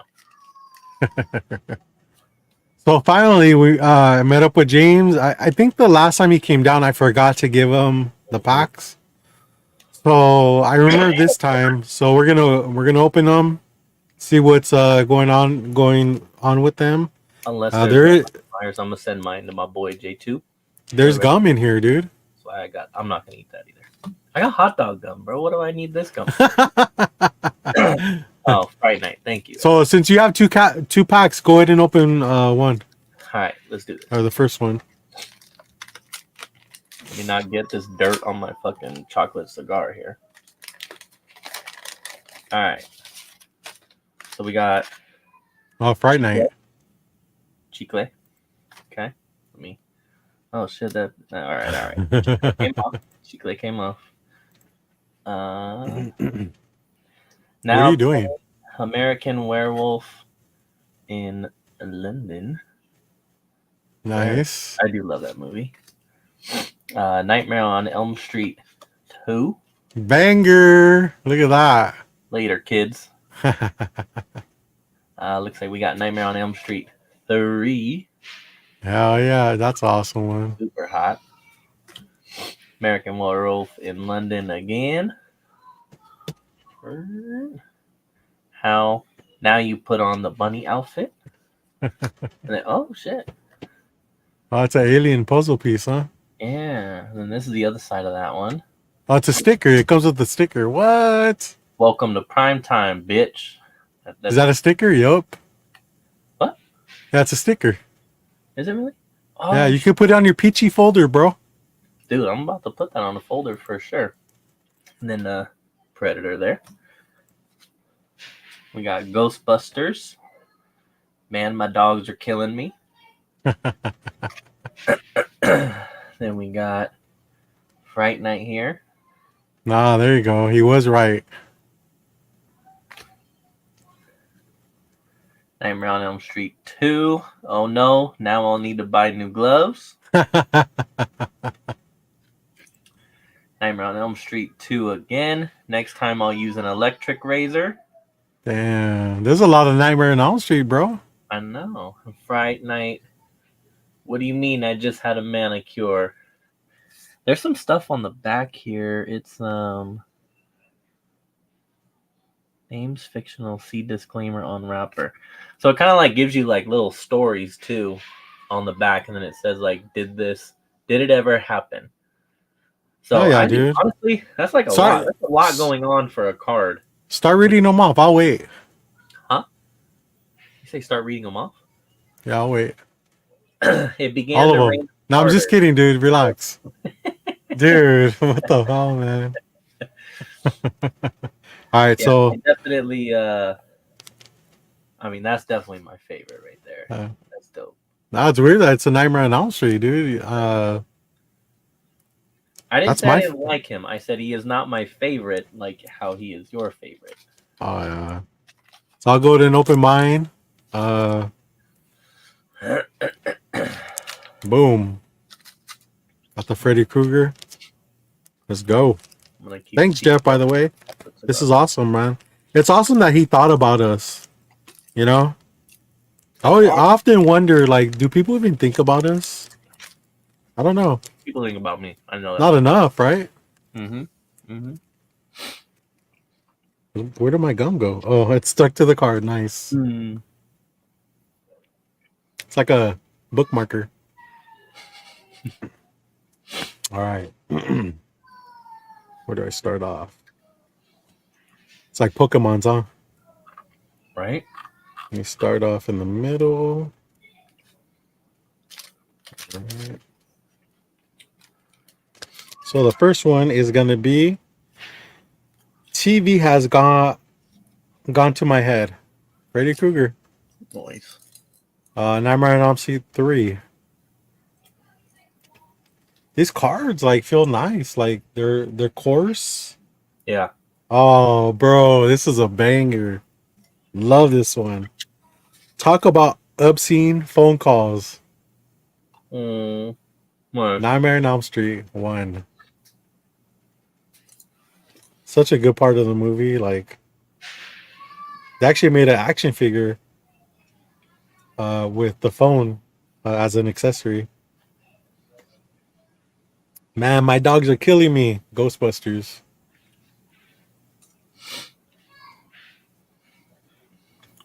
Oh, this is another banger. They sure have ugly girls in this neighborhood. Predator. That's good. That's a good picture. Let me read it off and see if you could guess what movie it is. Oh God. See how good you are. No. J2 is the best though, man. I bet he could get like 90% of these. I agree. Mirror. Huh? I'm gonna phone a friend. Mirror on the wall. Who's the grossest one of all? I'm gonna go Nightmare on Elm Street. Which one? 2. 3. I figure if I guess Nightmare on Elm Street for all of them, I have a pretty high chance. I know. It seems like most of them are Nightmare on Elm Street.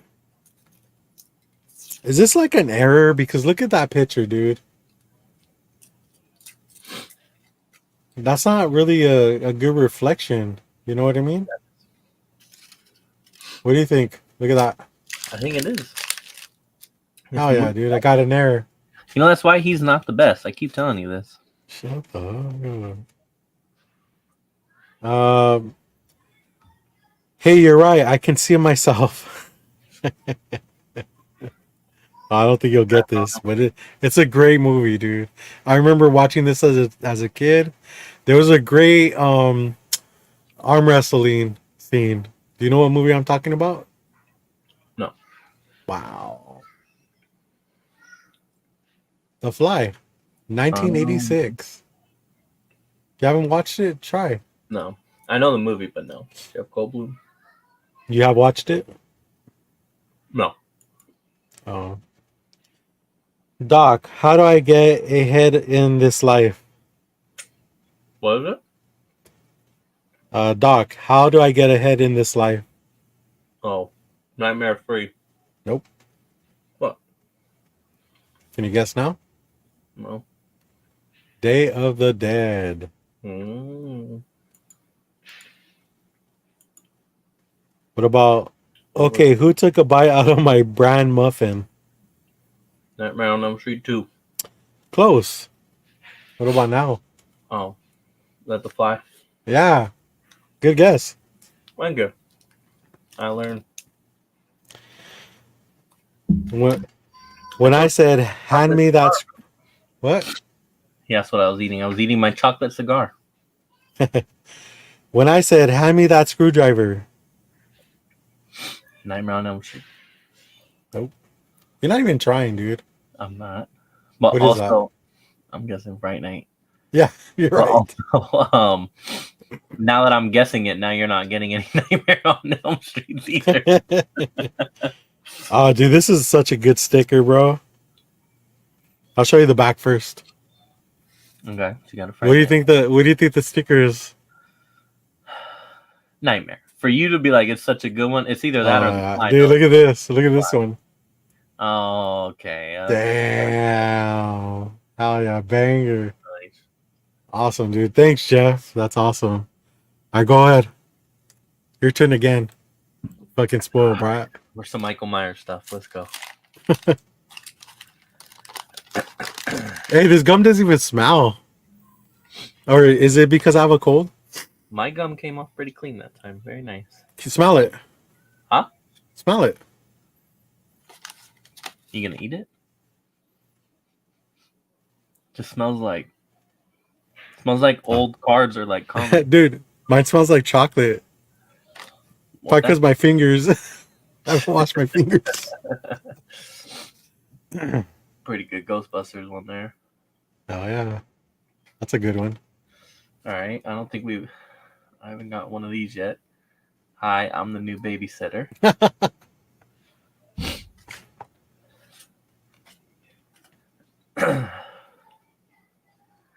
Warning, I break for small animals and eat them. Pumpkinhead. We got Nightmare number 3. I said I'd give blood, but this is ridiculous. Oh shit. That's when he takes Homeboy out on the fucking ledge. Alright, I'm gonna save my sticker for last. Nightmare 2. We already saw that one. Nightmare 2. I think we already saw that one. Fright Night. Man, that soup is hot. Are those actual quotes from the movie? No. Man, my dogs are killing me. Oh damn. I'm saying no. I definitely don't recognize like the Predator ones from the movie. We're actually 3 for 3 on that Ghostbusters one. Haven't got this movie yet. Poltergeist 2. I should have passed on that last egg cream. Okay, kids are going to bed now, so it's going to get a little loud. All right, and then let me. Oh, I already ruined the sticker for me. Oh, okay. So my sticker is actually. Dude. Part. Probably the best piece so far. I got a Freddy puzzle and a Freddy sticker. The man of your dreams is back. Yeah. I think mine's better. I think I got the best sticker. I like yours. I still go with that's my favorite one. The scene, the line, just all of it. I love that one actually. Mm-hmm. But yeah, Jeff, thank you, man. That was definitely fun. Those are some really cool cards actually. Now the gum, yeah, we're gonna throw that away. I mean, you can't eat it, dude. I've seen people do it. I'd rather not. I'm already sick. I have work tomorrow. But you go ahead and do that and let me know how that works out for you. I'd rather snort it, dude. All right, I'm gonna throw mine away real quick.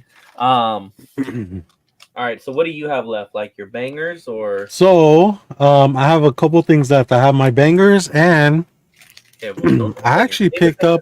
I'll do my book off finale before you do your bangers. All right, so I did pick up a game, and it's a pretty cool game. I've been playing it lately, and I think it's like it's simple, it's fun. This is Princess Peach Showtime. Of course you did.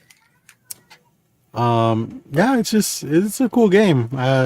Pretty easy. A lot of stuff to do in it, and yeah, it's a Nintendo game. So, what else is there to say? True. Oh, dude, my desk is so dirty now. Between these cards and that chocolate cigar, it's a wrap. Okay. Let's see. All right, you want me to go and then you'll do your bangers? All right. Steve says he's gonna pick that one up for his niece. Nice. It's good.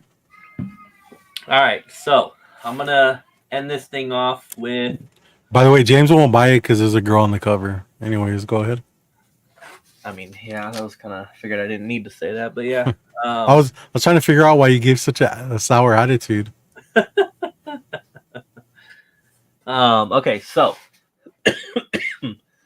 these I would say are definitely my best pickups from Book Off. Finding all of these for $1, I would say more than made the whole purchase worth it. We assume that it was a new collection that had been put out on the floor. B, being Easter, nobody was really there at the time, or nobody maybe had really dug through the comics. I don't know, but all of these were found in 3 different bins, but they were the front. They were like the first books in those bins, and so obviously, like, no collector is gonna pass on these for a fucking $1. So I got Uncanny X-Men 164. Dope, yeah, dude. dope. Binary or whatever. Yes, binary. So That's kind of weird you picked it up, but yeah, and it's cool. then Uncanny X-Men 165, and you can see, I mean, these things are not beat either. These are really nice shape. So 9A candidates all day. I mean, this one 166 double size issue, big battle going on in there. Someone had just posted this on Instagram the other day too. I was like, oh shit, I just got that. But yeah, that's a dope cover. 167 Cyclops carrying Xavier, and then everybody looking all sad and shit. I wish I wish Caroline was here because I think she'd be creaming her pants right now, especially. Oh yeah, she'd be stuck to her seat, bro. Seriously. Especially realizing where I picked them up, how much I picked them up for, and again, as I'm going in order of numbers, like this is a fucking run here. So, Uncanny X-Men 168. It's a great cover. Yeah. Something about Kitty Pryde in that issue. Uncanny X-Men 169 with the little angel going on over there. Uncanny X-Men 170. And Uncanny X-Men 171. Rogue joins the X-Men team. And again, just nice, dude. Fucking nice. All for sale. Hit them up with a DM. Slide in the DMs. And then we got 172.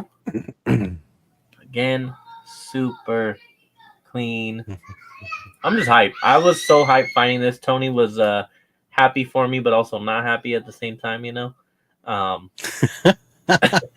So basically, we both went down the toy aisle, and then he went to go look at movies and eyebrows the comics. So I got first dibs on all these, and it was beautiful. And then because of the shit that we found, that's why we spent 4 hours there, because it was like I was finding these again in 3 different bins, like spaced out, and then I was finding freaking Deadpool's second appearance, and it's just like when you're finding stuff like that, you're like, I have to go through every single bin now, and we did. We went through every box that they had. Yeah, because you pretty much have to think about them as being untouched. Yeah, at that point, you're just finding like way too much good stuff. And then last one here, probably the worst condition book. It is in great shape, but you'll see suffers from extremely bad spine roll. But 173, again, super clean, but that spine roll is nasty. Our Adams. Definitely nasty. But yeah, so just insane, dude. Like I was and still am hyped. So X-Men 164 to 173 straight run, great condition, just for $9 or $10. Yeah, for $10. I mean, $1 each. So You're finding this for $10 probably. I mean, I guess that first one alone is like what, like a $20 book. That's what I'm saying. Again, was I finding shit like? Could you go to WonderCon and find this in the dollar bins? I don't think so. I mean, it just was not. It was not happening. So, yeah, going to book off was definitely the move. I'm hyped. I am very hyped. I look forward to returning next year and hopefully, finding some more goodies. But so yeah, that's pretty much it for me there. All right. So I got 2 books left. They're slabs, and really happy I got them, even though I already have copies of them, even graded. You know me, I don't pass up a book if I already have it. Thank you. First one is Amazing Spider-Man 194. Mm-hmm. Boom. Banger. So at this point, I had already given up on like going through everyone's bins, but then we went to the other side of the convention where all the anime stuff is and stuff like, and there was comic vendors kind of scattered here and there. Yeah. This one guy had a huge booth, like he probably had the most comics out of everybody at the convention. Well, close to him. But man, people were just, like, he had dollar bins. He had, I mean, what were you guys digging through? I don't even know what that was.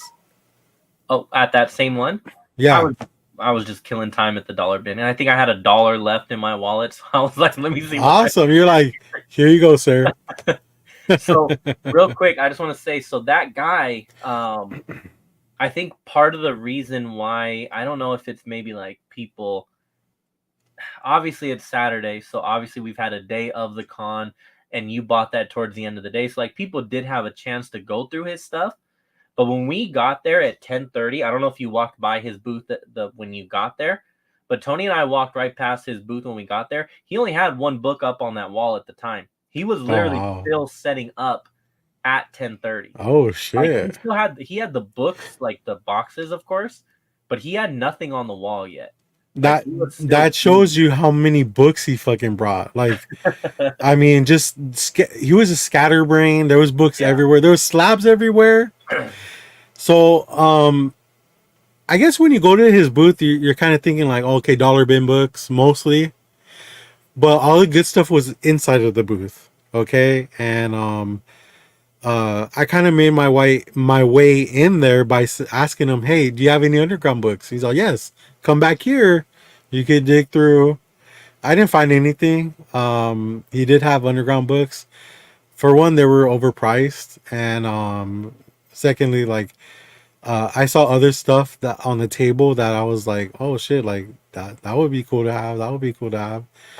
But nobody was going in the booth. I think everyone thought that he was mainly like on the outside. Like, he deals with everybody on the outside of the booth.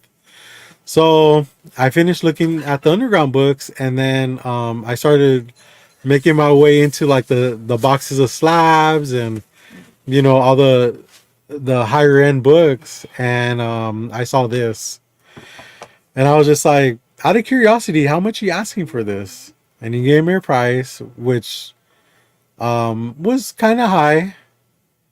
And he's just like, "Are you interested?" And I was like, "Yeah, but not for that much." And he goes, "How much are you willing to pay?" And I give him a price. And really, Caroline. Caroline, read the room. Now I gotta show my books off again. No, but anyways, I was like, so it's a 6.0 off-white to white pages. I did a scan of the barcode, and I was like, dude, there's pressable defects here. Even though it's a 6.0, I don't know how much I could bring it up, but like, some of it's just like a bend here. Like it's pretty clean, dude. Like I don't know why it got such a low grade, but I thought it was because like maybe there was writing on the inside or something. But the grader notes don't say anything like that. So he goes, "Hey, so how much you willing to pay for it?" And I said, I gave him a price, and I was firm on it. Like I was like, I could just walk away. And he's just like, he wanted $10 more. He wanted $10 more, and I was like, nah, I think I'm good at this price. And he's just like, well, what's $10? And I was like, well, I oh, I was like, well, I already have 2 copies of this, so I don't really even need it. And he just started laughing. He's like, all right, man, deal. So I stayed firm on my price, and I got it for really good price. And that was a new vendor, and I feel like I could go back to him and be like, hey, it's you again. Right. And I know he has a lot of good books. So, we could definitely do some future deals. So the last book I'm going to show is probably like the biggest book I picked up at the convention. And I was really happy to pick it up. We were actually walking out. So we hit up that booth, and then we were walking out, and I saw another booth, and they had a magazine section. I was like, okay, like, let me go through the magazines. So I go through the magazines. I pull out 3 magazines. They're $5 each. One of them was Xanadu. It was the magazine, Marvel magazine series or whatever. Phil will know what that is, and I really wanted it. It was in pretty good condition. So then I saw this book, and the price he had wasn't too bad. So this is DC Presents 47, first appearance of He-Man and Skeletor in comics. I wasn't ready. 9.6, which a 9.8 goes for like $1,000 and shit, So so I had 3 magazines, $5 each, and I had this, and I was like, you're at this price, do you have any wiggle room on it? He's all, well, what are you willing to pay for it? I give him a price, and he's just like, no, that's too low, and then some other guy came by. He's all, what did he say? And the guy told him the price. He's all, no, that's too low. He's all, the least I would do is this much. And it was actually $30 higher than what the guy offered. So I was like, and he's all, but since he told you that this much, he goes, I'll honor that price. And I was like, you know what, I'll pay that price, but if you throw in the 3 magazines. And he goes, with the magazines, he's all, I'll just charge you $10 for extra instead of 15. And I was like, all right, so now we're just working on this then, because I don't care about the magazines. So I got this for a really good price. I don't know if it's because they fucked up. One of the guys misquoted me, but I fucking took it and ran. And like I said, I already have a copy of this in an 8.5. So I upgraded, and man, and now the 8.5 is for sale, people. So hit them up. We'll see. So yeah, I was really happy about that, because I mean 9.6 in these books, I mean, they're nice too. So yeah, that was a cherry on top for my convention. I was just like, I was really happy. 200 or less. Now I paid a little bit more than that. So it was a really good price, and he was salty when after I paid him and left, but hey, you know what? That's how it goes. I want to do 2 things. Number $60 for 8.5. Oh, I'll pass, dude.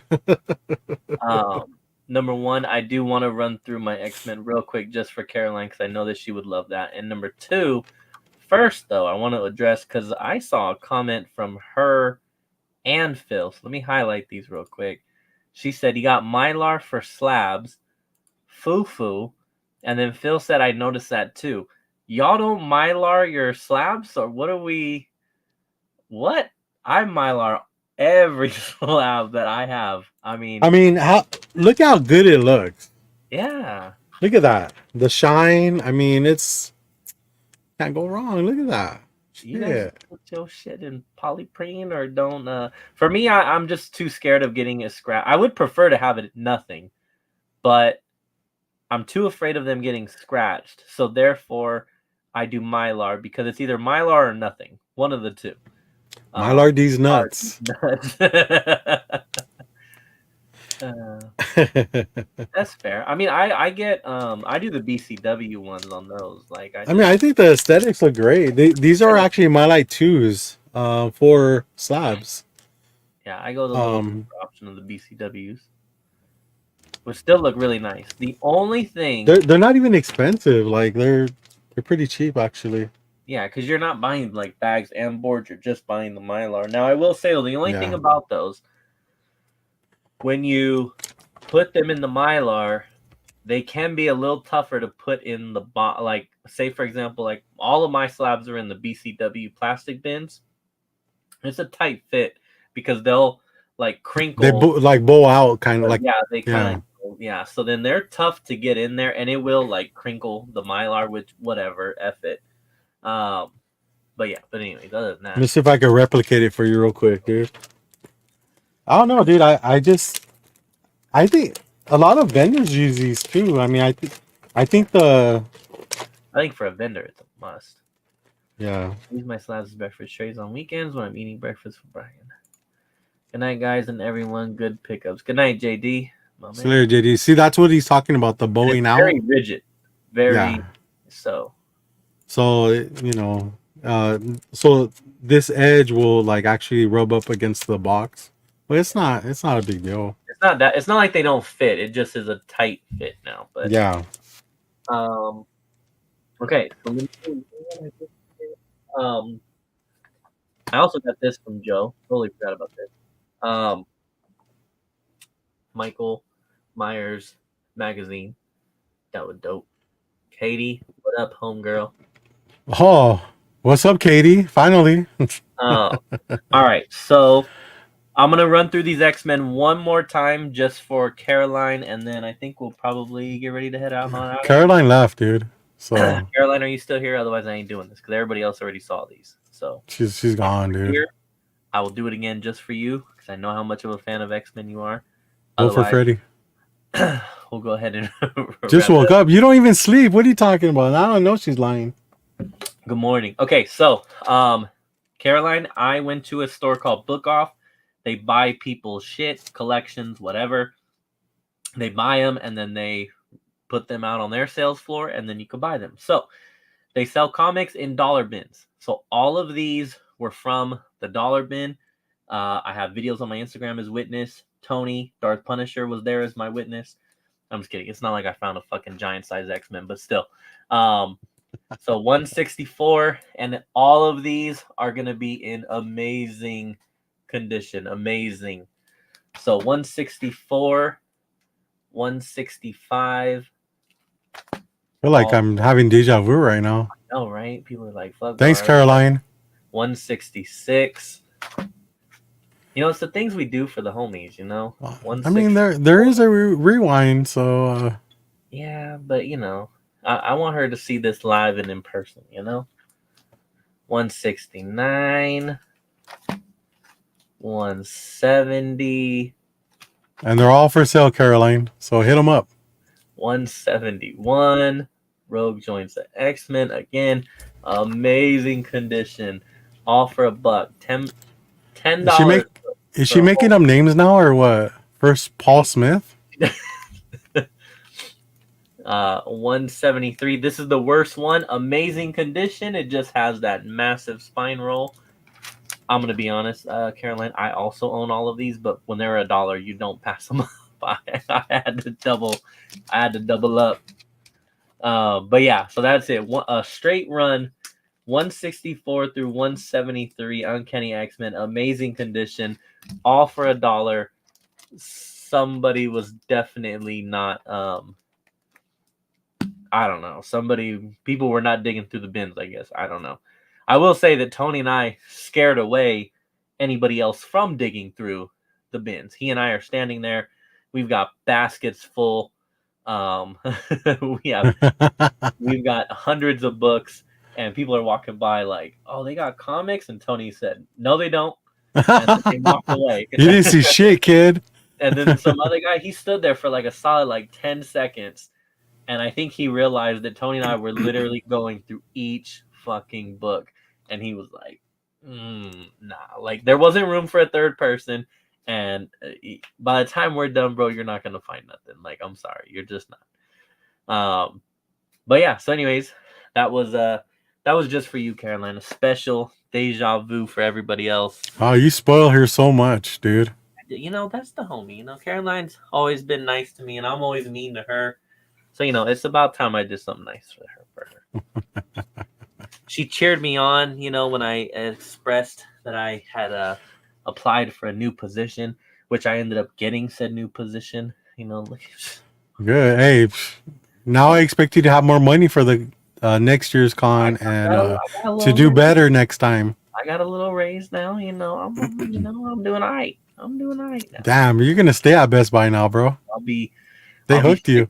Computer. I fixed an iPhone today on my first day. I had to put the display back and everything, and it was nice. You're hooked now, dude. You thought it was just gonna be like a small time gig, right? You're there for fucking. You're a lifer. I know. I already did that once, but yeah, no, it was fun. So yeah, it's been a good week, man. To go from WonderCon to come back, find out I got the promotion, like it's been a good week. Yeah. Now, if you told me that a week ago I was in Anaheim with you, I'd be like, nah, like, bro, this week has fucking flown. Like, I know. 3 days out there, and then just now here we are again on Friday. I'm like, holy shit. Took their prep. Stop it. My only regret is getting sick from you, but I guess that's my fault too for deep tongue kissing you when we met. But hey, now I learn from my mistakes. But yeah, no, it's been fun, man. So thank you to everyone who watches. I know you all missed us last Friday, but we were having a good time, and we're glad to be back. Hopefully next week we're able to get Brian on, and like I said, we'll get a kind of like a vendor perspective on things. And I guess if you guys have any questions for a vendor, we're gonna get into I definitely want to get into the debate of, is it better to buy books on the last day of a con for sure, to kind of just get that perspective, and then also some inside information on how to get a booth in Wondercon. We're gonna get that green curtain and just tear it the fuck off. I did talk with him for a while, and the whole time I'm telling him, oh, we should actually save that for the show. Yeah, the whole time. But yeah, it was crazy, 'cause he's such a well-liked person, it's he's no Alvin, right? No, I'm not gonna lie, a part of me was almost kind of glad that he didn't show up today, because I do think he knows him, and I think that they are kind of friends. I could be wrong, but I think they might be friends. So I should ask him, come on here and like talk shit about his boy in front of him and like put him in a bad position. So since he wasn't here, we were able to talk shit about him. I think if he were here, you just wouldn't have mentioned Alvin like he did. You kind of just threw him out to pasture. Some vendor that was behind Red Hood directly. So Mark, what up, Mark? But yeah, it was good. Yeah, hopefully we can do that, because I'm pretty excited. There's a lot of stuff I held back on, but I was hoping to kind of like unleash that when he was actually on the show.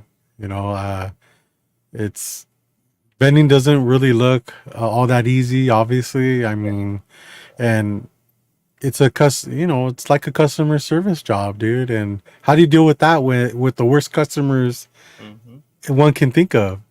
Yeah, You know, for sure. Yeah, but there are vendors out there that like embrace that, and they take care of every single one of their customers. Like that one, they got that Japanese book from. It's never met him before, and he just like, hey guys, like, hi, Caroline. Have a good night.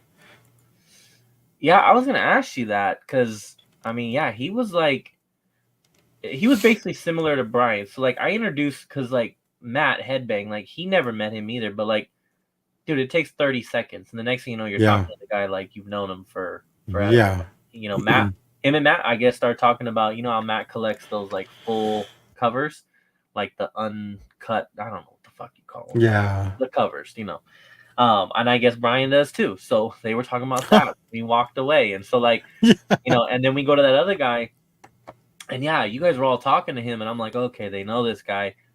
And so it's funny to hear you say that you guys didn't, because yeah, I mean, he really liked. He took a picture of all of us in front of his booth, like Yeah. he was dope, and he had a dope ass Daredevil hoodie too. He had really good books, man. And he And had what I call the Scarface 1 Jordans on, which I brought, but I didn't wear them that day. Thank God. you would have been twinning. Yeah. No, but he even took a loss on that Doom sketch by GM Geist, dude. Like, he's no that artist is no scrub. Yeah. And the amount the price he put on that was like, he's like, yeah, I know I'm losing money, like, it's okay type of deal. So he might have got it from a collection and probably doesn't realize how good of an artist that guy is, but we were all drooling over that shit. If nobody bought that book, I would have fucking bought it, put it that way. And I don't buy stuff like that, but I think I also really like those booths because I don't know how I would explain this to someone, but you got your typical booth that you walk up to. There's a table, and they've got their boxes, and they have a wall. Like that's the typical booth that you see. This is, I'm sure, other cons all over have setups like this. So you have that guy who has an overhang, and they build. There's walls on all sides, and then there's books that go above you. They run across over you, like it's like a fucking they go across. Yeah, it's crazy. Comics, like I'm sure you guys have seen this around. What's up, Jack? What up, Jack? And those booths are a lot of times those booths are not great because it's really all the new shit, the modern. Yeah. And at first glance, you walk by and go, okay, that's what this is. But then you're like, okay, no, wait a minute. There's a Spawn #1 right there. There's a this. There's a that. Fucking Drew bought like a ASM in the hundreds, like something like 100 number something. And it's like, okay, there's this, and then we go to the other side, and it's like, okay, there's video game covers. There's freaking early Spawn issues. There's Spawn Japanese, which is where I got that stuff from. There's like, then you're just like, okay, hold on. There's some stuff in this booth, and it's all over. Like it's on the inside, the outside, it's above you. It just it's like, that was a cool. And he really wanted to make deals. Like he was just like, if that price didn't work out, like, he tried a little bit better. There was actually a book. It was the first Sam Keith artwork that I had asked about. And this is the reason why I'll go back to this guy. If he ever shows up at a different con, or if I ever see him at Frankincense, I was like, dude, that's a good price. What's the condition on it? And he goes, look, I'm going to be honest with you. Book's in perfect condition, but on the inside, there's like a fold and like a minor tear. He's like, that's it. I was like, dude, thanks for letting me know that. Like, a lot of vendors would have just been like, here, like, I'll even drop it a little bit more so you can buy it, and you take it home, and when you're bagging and boarding it, you notice these defects. The back. The what? Assuming that you're just going to look at the front, maybe you take it out and look at the back, but you don't actually go through the inside. And find that. Yeah. So he was very honest, and that's what I need as a as a consumer. I Mhm. need these vendors to be honest with me, because I don't know if it's happened to you, but it's happened to me a lot of times where I either take their word for it, or they give me false information, and I get home and it's not what they say. For example, there's an Electra nude variant, or nude. It's like Electra 3, and it's like a topless scene, but it's not topless. It's just a strap going on her back, and it's recalled.